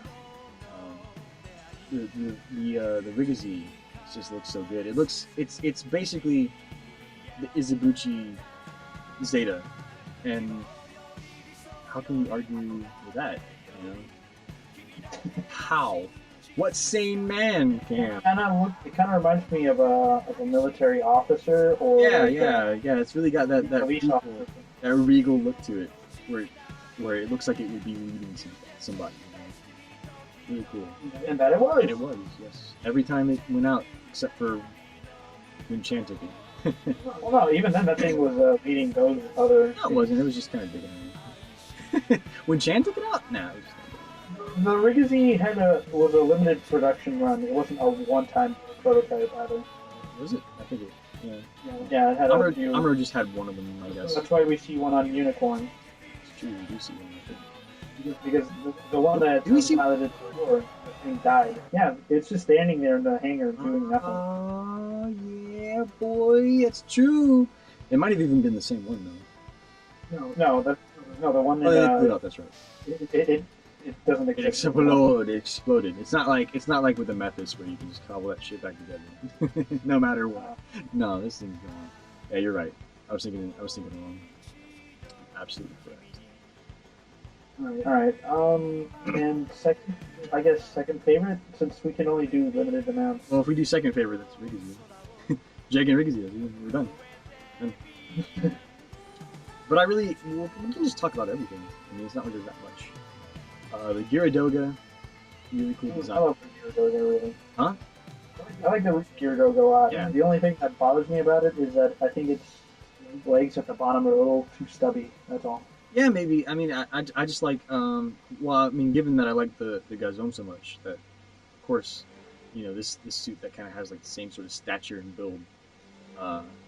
Although, of course, there are many things that are different about it, but it's got a similar sort of stature and build where it feels like it's harkening back, and I really like just to think about, yeah, I like the Gazome, why wouldn't I like the Gyaradoga? And that's what happens. I really like the Gyaradoga, and I liked it before I even realized that. You know. Before the, Now, I also really like the what's it called? Well, let's just say when we like every single suit. you like every single suit. It's true. The new Gundam, really the new Gundam, we got to talk about at least though. We got to talk about the new Gundam and the Sasabi piece. Yeah, the new Gundam very much is a callback to the original Gundam, while still carrying a lot of the new aesthetics that Izubuchi has placed by. You could definitely tell that Amuro pretty much based it off the Jagan frame. Yeah, it's got a really similar build to the Jagan, and if whether or not it's based on that frame, or they just say It even uses the same joints though. yeah, or if they just said this is more easy for us to do. The Rigazi doesn't even have the same joints as them. Rigazi was built way before. No. It was built after. I don't know, but A year ago, the Rigazi, like, the Rigazi is also a Zeta. It's based off of Zeta. True, So but it's just like you can definitely tell that this is the Federation. yeah, this is a Fetty ass Gundam, and it ain't like that fucking AU Gundam shit we had before. No, sir, excuse me, this is Fetty. Look at it, fucking look at it. Not anything against AU Gundams because those are fucking cool, but this is Fetty. This is straight Fetty. You look at this thing and it's like it's got everything that the Feds put into their suits usually. This very basic build, this very basic stance and design. There's nothing really overwhelming about it, but that's the way it should be. Even the inclusion of the fin funnels, this big giant fin on its back, it's like it still looks very base, and I like that about it. And the Sazabi is very much like Char, a big flashy thing that has all these gadgets and crap all over it. It's very much flash over, or what would you say, show over substance? Yeah. Very much that. It looks Wait, it looks like over it looks like a badass motherfucker, but at the same time, putting it up against the new Gundam with Amuro, it's like, well, fuck you. that sort of feel where it's like, this is super appropriate. This is super appropriate. Where this base-looking machine just takes this thing down, and Amuro, the most upfront guy in the world at this point, is taking down this secretive-ass, goofy-ass, Char-ass motherfucker. Makes sense. It's This fancy ass. fancy ass. Like, Yes. Yeah, it feels good. So the Sazabi is actually a very nice design. It's very aggressive in nature, and the way that it flares out from the chest. yeah, it looks really. It's a real bloomer.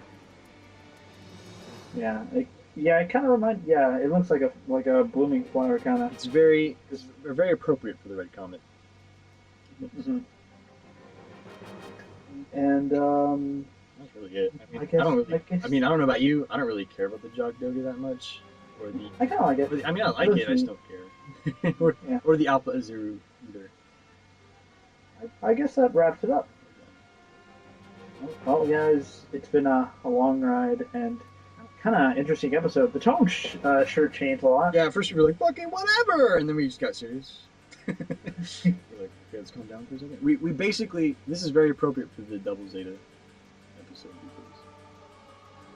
because We hit the midpoint. and if you something got made it, really if you made it through our serious. goofy ass shit, then you were in for a treat.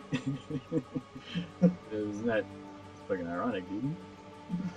Shit, bro. Oh shit, Oh, dude, it's shit. coming back. It's coming around. Whoa! But then we got crazy again, so it doesn't matter. No, now we're in Stardust Memory territory.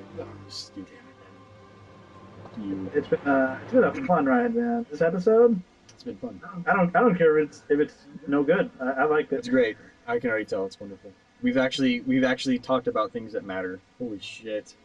This is far off from our Woody talk, all right? from our Joaquin chat. Actually, I guess this is the natural progression from that. Well, either way. Joaquin chat. Go back to episode 1 and listen to that again because that's great. We talk about Joaquin. I gotta say thanks everyone for watching. If you made it this far, You didn't, but I mean, even if you took like a snack break, that's fine. This is gonna be like a 3-hour episode, by the way. I can already tell by looking at the. Well, no, it won't be. Maybe like 2.5, which is fine. Wait, we're gonna have to edit in an outro just to. No, we can. It's okay. They've been here for so long that they can deal with this. Excuse us, guys. You're getting in. This is behind the scenes. This is real talk. Real talk for a second. Ladies and gentlemen. This is gonna be. We gotta work super hard.